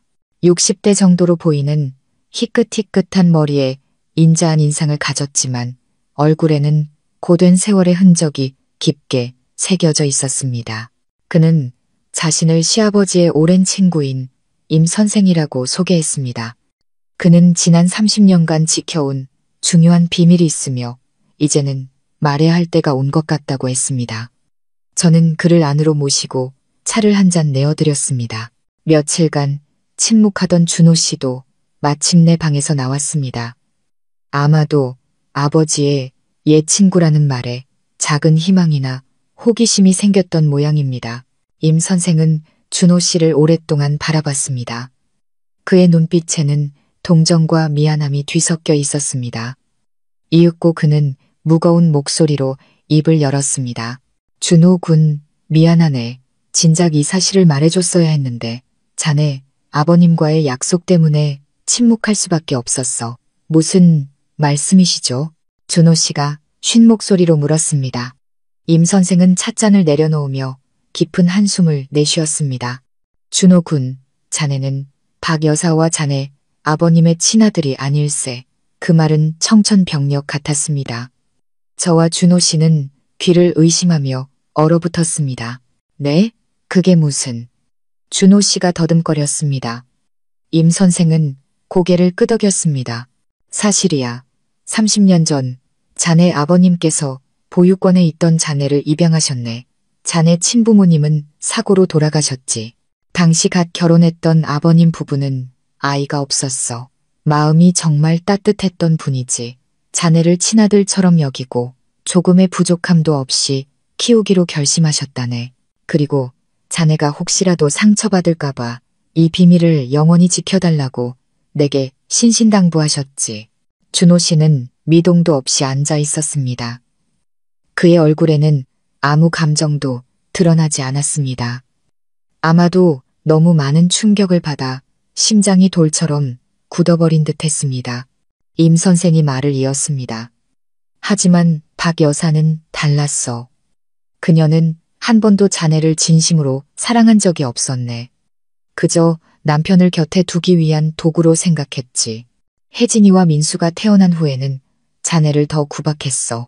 아버님이 친자식들보다 자네를 더 아끼는 것을 항상 질투했으니까 온갖 방법으로 자네를 괴롭혔지.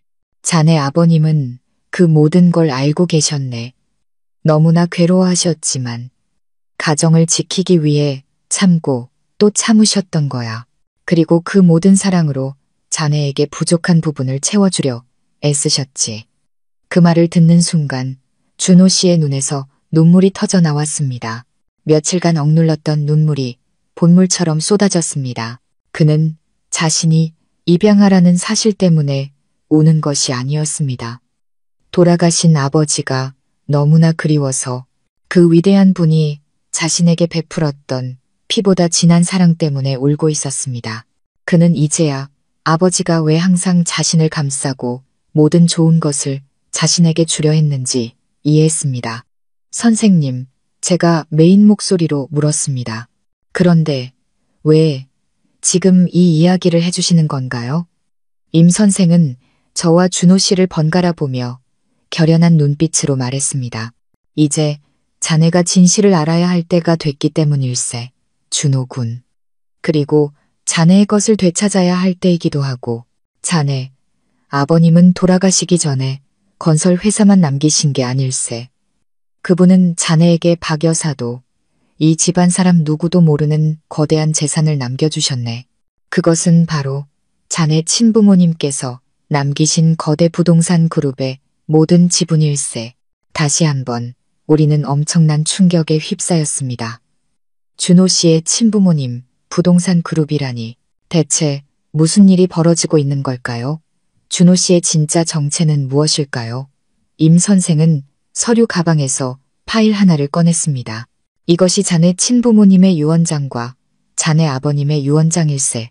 모든 것이 공증되어 있지. 자네, 정준호가 바로 대성그룹의 유일한 상속자일세. 세상이 뒤집히는 것 같았습니다. 제가 평범한 회사원이라고만 생각했던 남편이 거대 그룹의 상속자였습니다. 그리고 늘 자신들의 가문을 자랑스러워하던 시댁 식구들은 사실 남의 재산의 빌부터 살아온 기생충에 불과했습니다.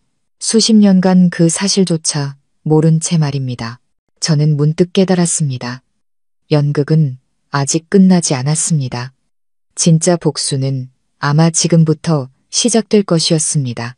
준호 씨가 거대 부동산 그룹의 상속자라는 사실은 제 머릿속을 뒤흔들었습니다. 마치 동화 같은 이야기가 현실에서 펼쳐지고 있었습니다. 그리고 그 주인공은 바로 제 남편이었습니다. 저는 그를 바라봤습니다. 그는 여전히 침묵하고 있었지만 눈에는 더 이상 공허함이 아닌 놀라움과 혼란, 그리고 결의의 빛이 서려 있었습니다. 그는 아마 운명이 자신을 버리지 않았다는 것을 깨달았을 겁니다. 운명은 그에게 다시 시작할 기회를, 그와 그의 양아버지가 겪었던 모든 고통을 되갚아줄 기회를 준 것이었습니다.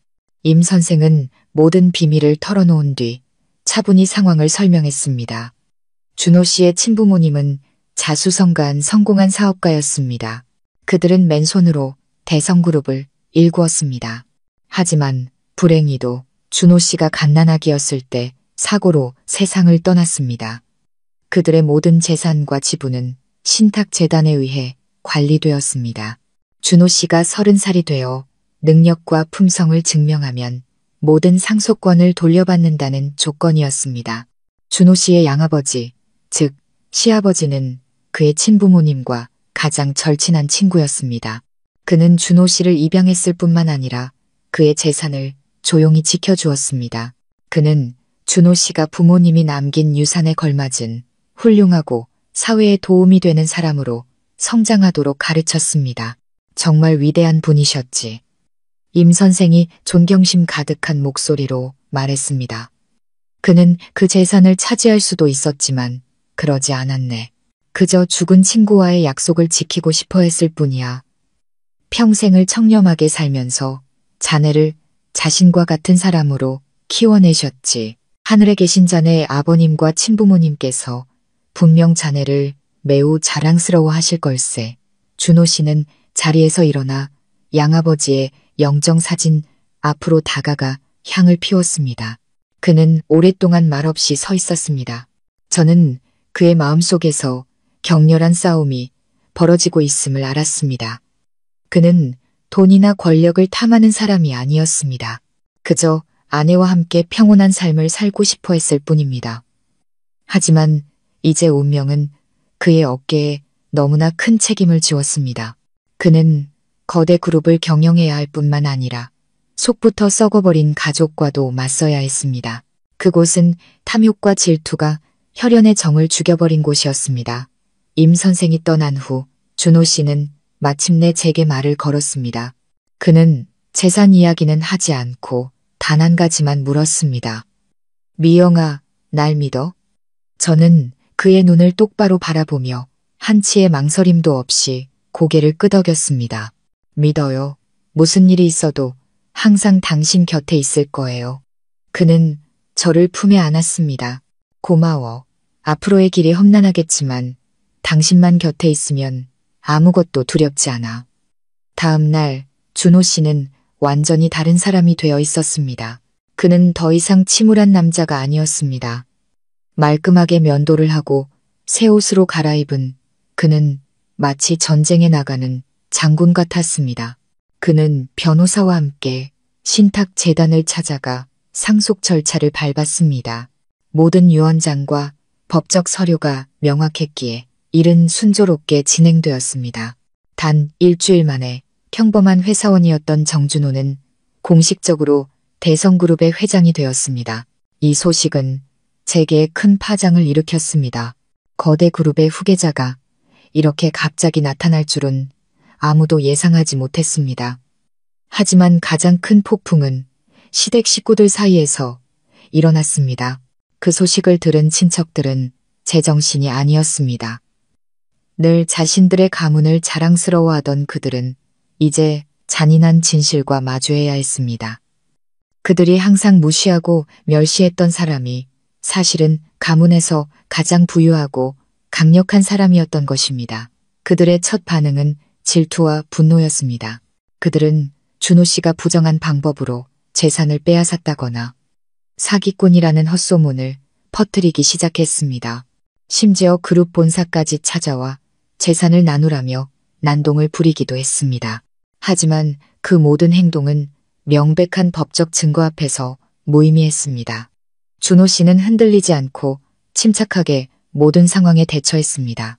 변호사들과 부모님이 남기신 충성스러운 동료들의 도움으로 그는 자신이 합법적인 상속자일 뿐만 아니라 유능한 리더라는 것을 모두에게 증명했습니다.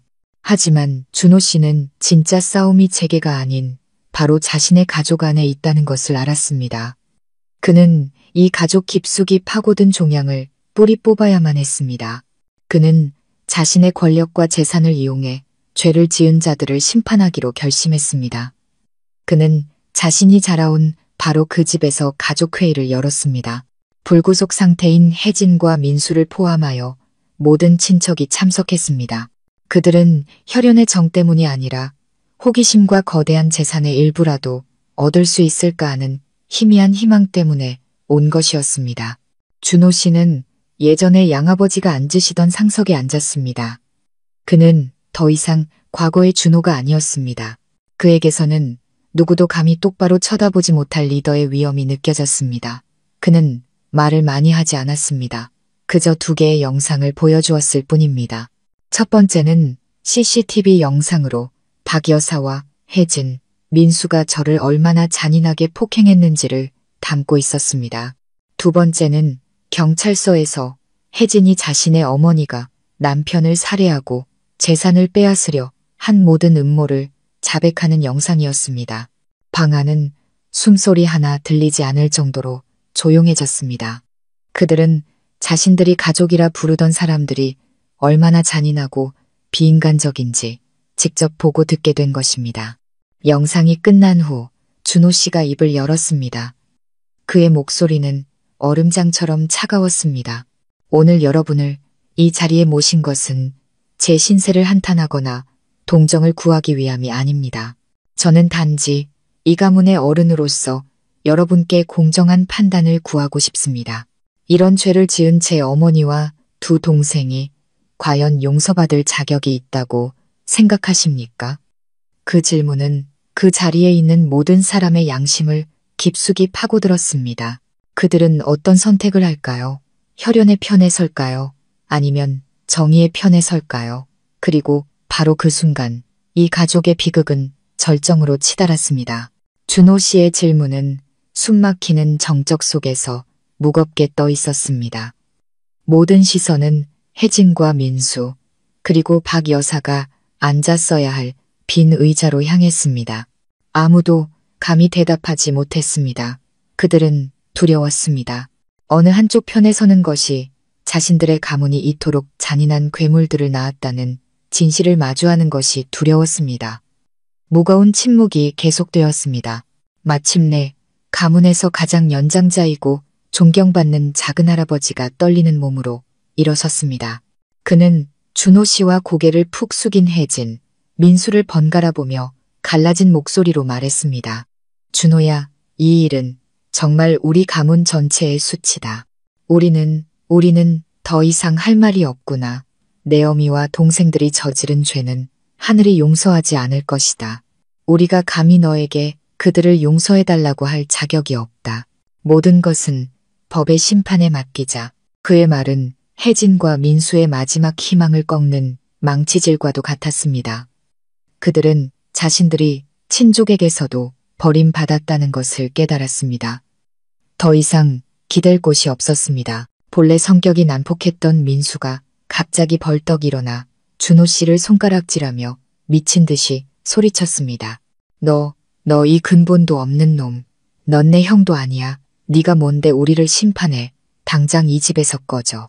그 순간 거센 손바닥이 날아들었지만 손을 쓴 사람은 준호 씨가 아니었습니다. 바로 작은할아버지였습니다. 그는 민수의 뺨을 세차게 때렸고 민수는 바닥으로 나뒹굴었습니다. 입 닥쳐, 이 버러지 같은 놈. 네가 감히 그런 말을 해?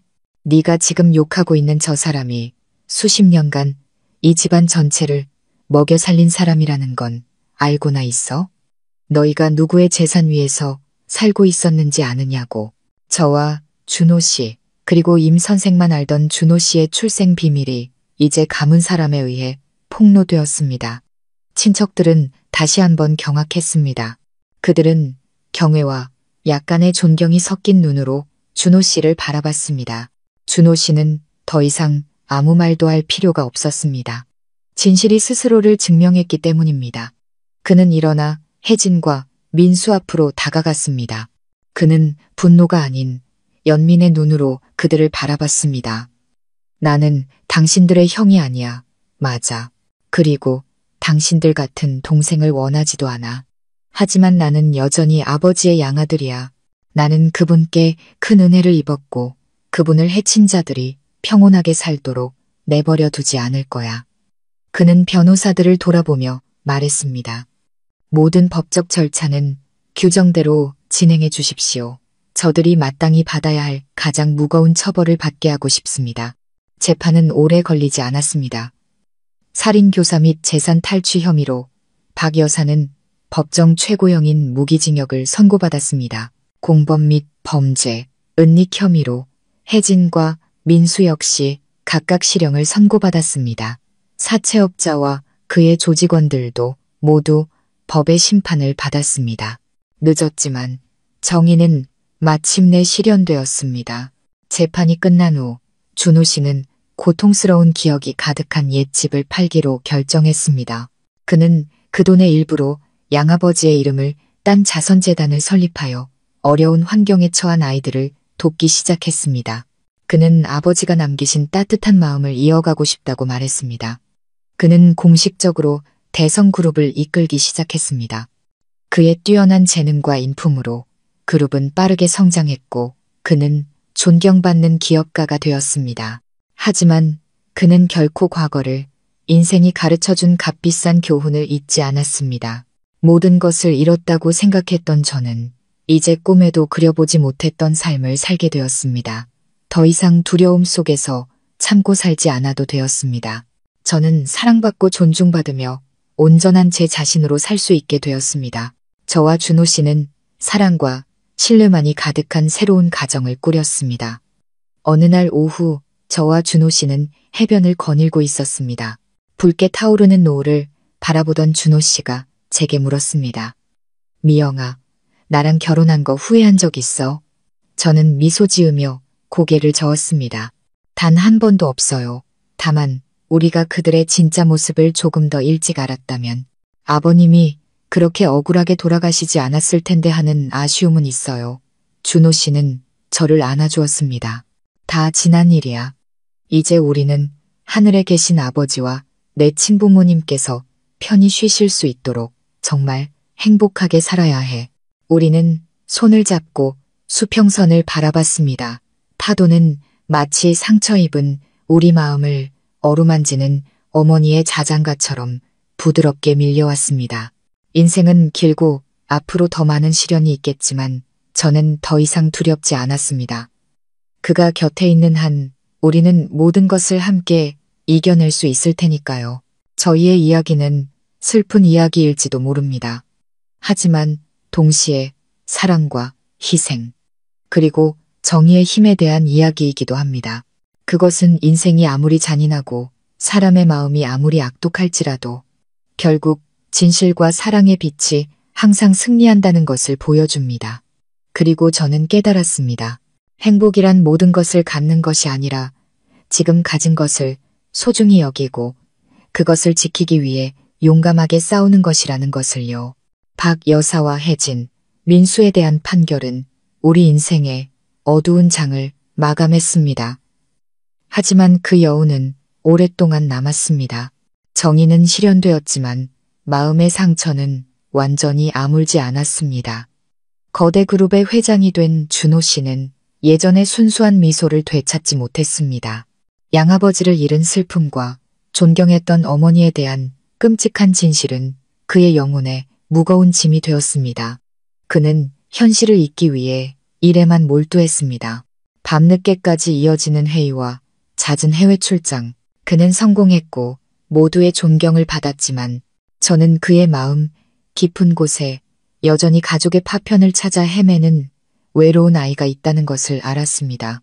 저는 그의 곁을 지키며 위로하려 애썼지만 어떤 고통은 시간만이 해결해 줄 수 있었습니다. 저 역시 저만의 새로운 삶을 시작했습니다. 저는 남편에게 의지하는 삶을 원치 않았습니다.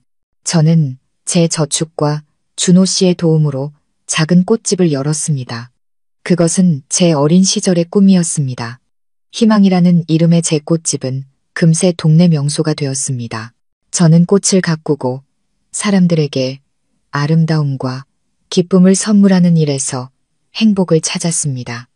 우리의 삶은 그렇게 평온하지만 어딘가 조용하게 흘러갔습니다. 그러던 어느 날 초대하지 않은 손님이 제 꽃집을 찾아왔습니다. 민수였습니다. 그는 가석방으로 출소한 뒤였습니다. 그는 초췌했고 10년은 더 늙어 보였습니다. 예전의 난폭하고 거만한 모습은 온데간데 없고 지치고 공허한 표정만이 남아 있었습니다. 그는 가게 앞에 한참을 서서 안으로 들어오지 못했습니다. 마침내 용기를 낸 그는 제 앞으로 다가와 아무 말 없이 무릎을 꿇었습니다. 형수님, 제가 잘못했습니다. 그는 뒤늦은 후회의 눈물을 흘렸습니다. 제가 너무 큰 죄를 지었다는 거 압니다. 형과 형수님께 용서를 구할 자격도 없습니다. 그저 죄송하다는 말씀 한 번 드리고 싶었습니다. 저는 그를 보았습니다. 마음은 잔잔했습니다. 더 이상 미움이 남아있지 않았습니다. 그저 그릇된 교육과 탐욕의 희생양이 된 그가 안쓰러울 뿐이었습니다. 일어나세요. 제가 담담하게 말했습니다. 다 지난 일이에요. 이제 바르게 사세요. 돌아가신 아버님께 부끄럽지 않게요. 민수는 일어나 제게 고개를 숙여 인사하고 조용히 떠났습니다. 그가 다시 일어서기까지는 오랜 시간이 걸리겠지만 적어도 뉘우치고 있다는 사실이 작은 위안이 되었습니다. 얼마 후 혜진이도 출소했습니다. 그녀는 우리를 찾아오지 않았습니다. 소문에 의하면 그녀는 도시를 떠나 아무도 모르는 곳에서 새 삶을 시작했다고 합니다. 아무도 그녀가 어디로 갔는지 무엇을 하는지 알지 못했습니다. 어쩌면 그것이 그녀가 죄의 많은 과거를 잇는 최선의 방법이었을 겁니다. 그리고 시어머니 박 여사는 교도소에서 병으로 세상을 떠났습니다. 그녀는 죽기 전 준호 씨에게 편지 한 통을 남겼습니다. 편지에는 사과나 후회가 없었습니다. 오직 준호 씨가 자신의 인생을 망쳤다는 원망만이 가득했습니다. 그녀는 끝까지 자신의 탐욕과 악행이 스스로를 파멸로 이끌었다는 것을 깨닫지 못했습니다. 준호 씨는 편지를 읽고 아무 말 없이 조용히 불태워버렸습니다. 그것이 과거와 완전히 단절하는 최선의 방법이었을 겁니다. 인생은 계속 흘러갔고 낡은 이야기들은 서서히 잊혔습니다. 오직 저와 준호 씨의 사랑만이 영원히 남았습니다. 우리는 가장 어두운 시절을 함께 통과했고 이제 평온한 날들을 함께 누리고 있었습니다. 하지만 운명은 아직 우리를 놓아줄 생각이 없는 듯 했습니다. 어느 날 임 선생이 다시 우리를 찾아왔습니다. 이번에는 비밀이 아닌 경고를 가지고 왔습니다. 그는 말했습니다. 박 여사의 내연남, 자네 아버님을 해친 그놈이 탈옥했네. 그리고 지금 자네들을 찾아 복수하러 오고 있네. 이전에 어떤 폭풍보다도 더 거센 새로운 폭풍이 우리에게 다가오고 있었습니다. 임 선생의 경고는 우리가 어렵게 되찾은 평온한 삶의 날벼락처럼 떨어졌습니다. 적은 어둠 속에 숨어 있을 뿐만 아니라 잃을 것이 없는 무모한 자였습니다. 그의 이름은 철민. 여러 차례 교도소를 들락거린 전과자였습니다. 그가 박 여사에게 접근한 것은 사랑 때문이 아니라 준호 씨 양아버지의 재산 때문이었습니다. 회사 탈취 계획이 실패하고 범죄가 발각되자 그는 무거운 형을 선고받았습니다. 탈옥은 그의 무모함과 잔인함을 보여주는 증거였습니다. 그는 자신을 나락으로 떨어뜨린 사람들에게 복수하기 위해 어떤 수단과 방법도 가리지 않을 것이 분명했습니다. 준호 씨는 즉시 경찰에 신고했고 우리 집과 회사 주변에 경비가 강화되었습니다. 그는 저를 보호하기 위해 24시간 경호원을 고용했고 제가 혼자 있을 때를 노릴까봐 꽃집에도 나가지 못하게 했습니다. 우리의 삶은 갑자기 숨막히는 긴장감에 휩싸였습니다. 우리는 언제 죽음의 그림자가 덮칠지 모른다는 두려움 속에서 살아야 했습니다. 저는 준호 씨가 엄청난 압박감을 느끼고 있다는 것을 알았습니다. 그는 제 안전뿐만 아니라 사업적인 위협과도 맞서야 했습니다. 철민의 탈옥 소식은 대성그룹 내부에 적지 않은 혼란을 일으켰습니다. 일부 주주들은 이 개인적인 복수가 회사 경영에 영향을 미칠까 우려하기 시작했습니다. 경쟁사들도 이 기회를 이용해 헛소문을 퍼뜨리며 우리를 곤경에 빠뜨렸습니다. 하지만 준호 씨는 무너지지 않았습니다. 오히려 그는 가장 힘든 상황에서 더욱 강하고 결단력 있는 모습을 보였습니다. 그는 기자회견을 열어 우리가 직면한 위협에 대한 모든 사실을 공개했습니다. 그는 악에게 절대 굴복하지 않을 것이며 자신의 모든 힘과 재산을 동원하여 가족과 회사를 지키고 범죄자를 법의 심판대에 세울 것이라고 선언했습니다. 준호 씨의 행동은 대다수 주주와 직원들의 지지를 얻었습니다. 그들은 그에게서 유능한 리더뿐만 아니라 용감하고 책임감 있는 남자의 모습을 보았습니다. 그들은 그의 편에 서서 이 폭풍을 함께 이겨내기로 결정했습니다. 하지만 철민은 우리가 생각한 것보다 훨씬 교활했습니다. 그는 모습을 드러내지 않고 어둠 속에 숨어 기습적으로 공격해왔습니다. 그는 사람을 시켜 그룹의 건설 현장을 방해했고 우리 회사의 명예를 훼손하는 악성 루머를 퍼뜨렸습니다. 심지어 우리 주변 사람들을 미행하고 협박하기까지 했습니다. 그는 결정적인 일격을 가하기 전에 우리의 정신을 먼저 무너뜨리려 했습니다. 빛과 어둠의 싸움은 조용하지만 치열하게 계속되었습니다. 우리는 더 이상 수동적으로 당하고만 있을 수 없다는 것을 알았습니다. 우리는 먼저 공격해야 했습니다. 준호 씨는 경찰과 보안, 전문가들의 도움을 받아 늙은 여우 같은 철민을 유인하기 위한 덫을 놓았습니다. 계획은 완벽한 비밀 속에서 진행되었습니다. 준호 씨는 중요한 해외 출장을 떠나고 제가 집에 혼자 남게 될 것이라는 정보를 일부러 흘렸습니다. 심지어 경호원들을 일시적으로 철수시켜 거짓 허점을 만들었습니다. 이것은 위험한 도박이었습니다. 성공하면 철민을 잡을 수 있지만 실패하면 저는 목숨을 잃을 수도 있었습니다. 두려웠지만 저는 준호 씨와 그의 계획을 믿었습니다. 이것이 이 악몽을 끝낼 유일한 방법이라는 것을 알았기 때문입니다. 그날 밤 저는 집에 혼자 있었습니다. 넓은 저택은 춥고 무섭게 느껴졌고 작은 소리 하나에도 심장이 철렁 내려앉았습니다. 저는 거실에 앉아 휴대폰을 꽉 쥔 채 기다렸습니다. 그리고 마침내 그가 나타났습니다. 검은 그림자가 정원 창문을 통해 집 안으로 스며들었습니다. 그는 전문가처럼 소리 없이 움직였습니다. 바로 철민이었습니다. 그의 손에는 날카로운 칼이 들려 있었고 눈은 증오와 광기로 번뜩였습니다. 그는 자신의 모든 움직임이 집안 곳곳에 설치된 CCTV에 녹화되고 있다는 사실을 몰랐습니다. 그리고 집 밖은 이미 경찰에 의해 완벽하게 포위되어 있었습니다. 그가 제게 다가와 칼을 목에 겨누었습니다. 네가 정준호, 그놈 마누라지. 그가 으르렁거렸습니다. 저는 침착하려고 애쓰며 떨리는 목소리로 말했습니다. 맞아요. 뭘 원하시죠? 내년 목숨이랑 내 놈 남편 목숨. 그가 미친 듯이 웃었습니다. 그놈이 날 끝장냈으니 나도 그놈에게 똑같은 고통을 맛보게 해줄 거야.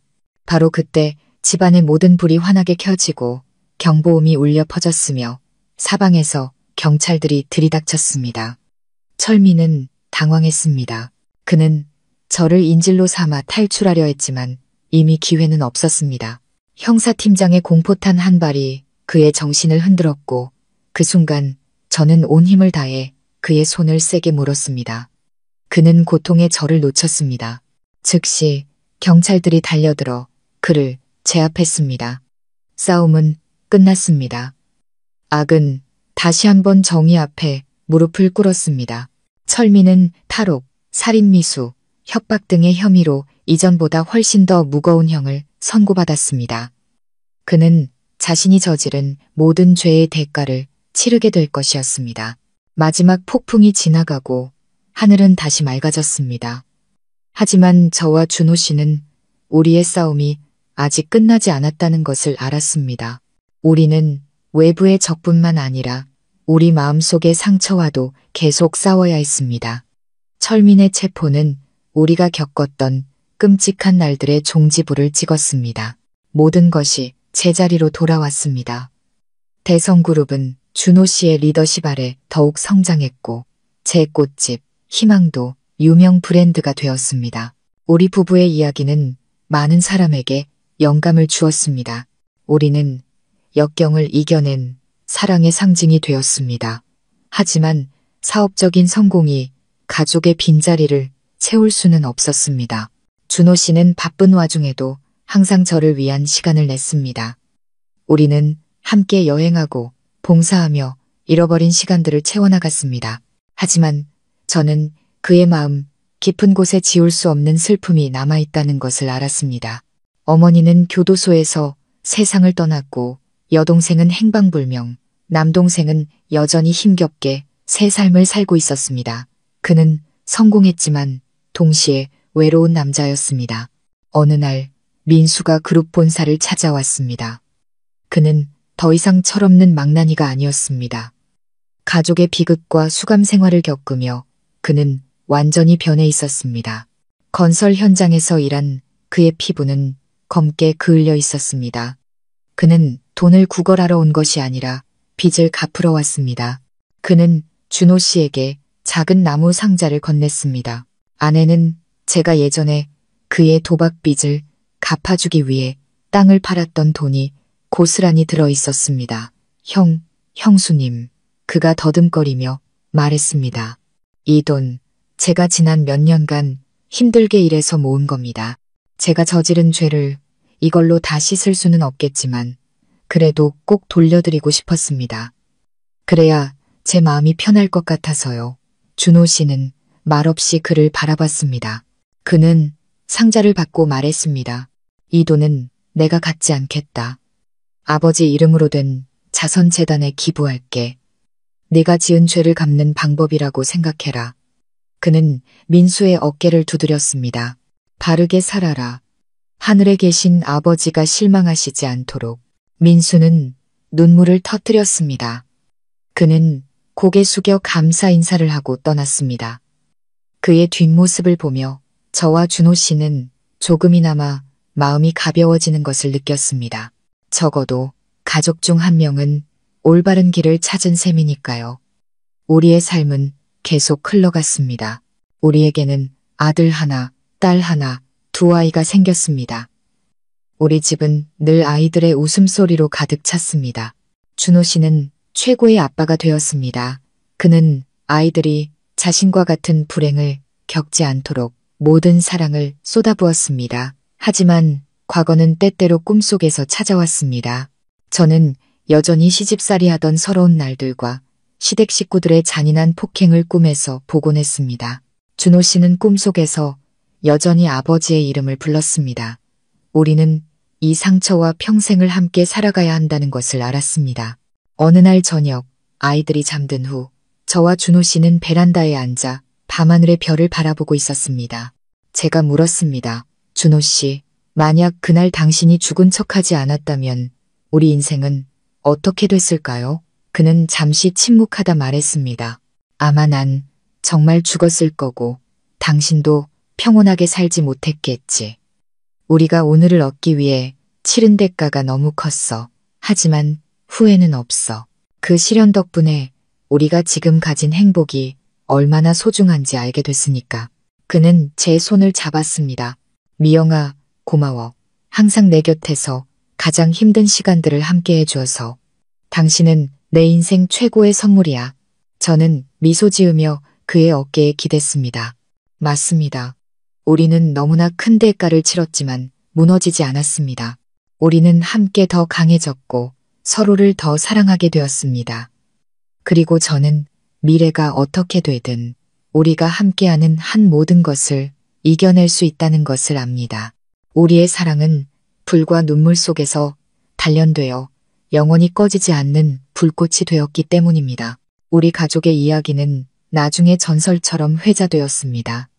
배신과 복수, 그리고 부활에 대한 전설. 하지만 저와 준호 씨에게 그것은 전설이 아닌 인생이었습니다. 비극으로 가득 찼지만 희망 또한 가득했던 인생.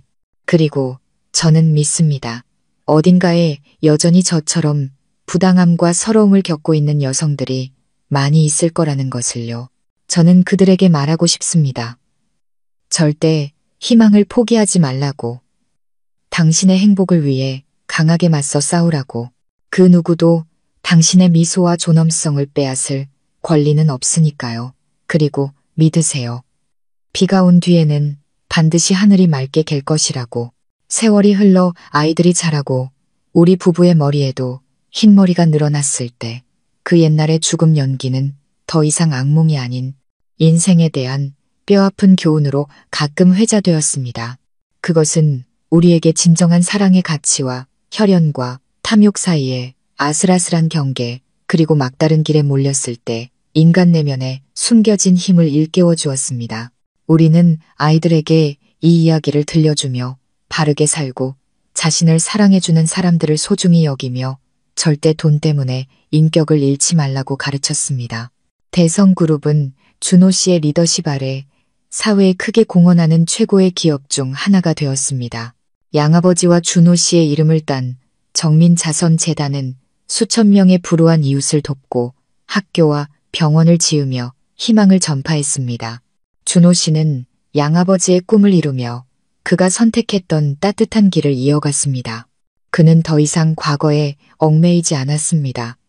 대신 고통을 힘으로 바꾸어 세상을 위한 더 나은 가치를 만들어냈습니다.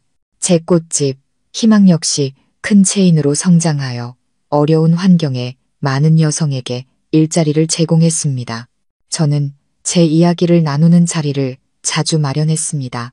제 고통을 과시하기 위해서가 아니라 다른 여성들이 유해한 관계에서 벗어나 스스로의 삶을 개척할 용기를 찾도록 돕기 위해서였습니다. 가끔 옛 사람들의 소식이 들려왔습니다. 민수는 수년간의 노력 끝에 작은 목공소를 차렸습니다. 그는 가정을 꾸리고 평범한 삶을 살고 있었습니다. 매년 명절이면 그는 자신이 직접 만든 가구를 보내왔습니다. 조용한 감사와 참회의 표시였습니다. 우리는 그 선물을 받았습니다. 완전히 용서해서가 아니라 한 인간의 뉘우침을 믿었기 때문입니다. 혜진은 속세를 떠나 부처님께 귀의하여 자신의 죄를 씻고 있다는 소식을 들었습니다. 아마도 그것이 그녀가 마음의 평화를 찾을 수 있는 유일한 길이었을 겁니다. 우리는 원망하지 않았습니다. 그저 그녀가 진정한 평안을 찾기를 바랐습니다. 인생은 인과 응보의 연속입니다. 뿌린 대로 거두는 법이죠. 박 여사, 혜진, 민수, 그리고 철민. 그들은 모두 자신들의 행동에 대한 대가를 치렀습니다. 그리고 폭풍우를 지나온 우리는 평온한 항구에 닻을 내렸습니다. 어느 주말 오후 우리 가족은 작은 정원에 모여 앉았습니다. 아이들은 뛰놀고 그들의 맑은 웃음소리가 공간을 가득 채웠습니다. 준호 씨는 아끼는 분재를 손질하고 있었습니다. 저는 향긋한 차를 우리며 그 곁에 앉았습니다. 따뜻한 저녁 햇살이 모든 것을 평화롭게 물들이고 있었습니다. 준호 씨는 가위를 내려놓고 제 옆에 앉아 손을 잡았습니다. 그는 여전히 따뜻하고 사랑스러운 눈으로 저를 바라보며 말했습니다. 미영아, 행복해? 저는 미소 지으며 그의 어깨에 기댔습니다. 당신과 아이들이 곁에 있는데 매일이 행복이죠. 우리는 말없이 앉아 정원과 사랑하는 아이들을 바라봤습니다. 과거는 멀어졌고 평온한 현재와 밝은 미래만이 우리를 기다리고 있었습니다. 저는 우리 이야기가 동화가 아니라는 것을 압니다. 그것은 행복이 주어지는 선물이 아니라 끊임없는 투쟁과 사랑, 그리고 용기의 결과물이라는 증거입니다. 그리고 만약 이 이야기를 듣고 있는 당신이 힘든 시간을 보내고 있다면 부디 좌절하지 마세요. 자신을 믿고 정의를 믿으세요. 그리고 기억하세요. 모든 폭풍 뒤에는 항상 무지개가 뜬다는 것을. 당신이 이겨낼 힘만 있다면 행복은 반드시 당신에게 미소 지을 겁니다. 인생은 짧습니다. 슬픔과 가치 없는 사람들 때문에 낭비하지 마세요. 당신이 꿈꾸던 삶, 찬란하고 의미 있는 삶을 살아가세요.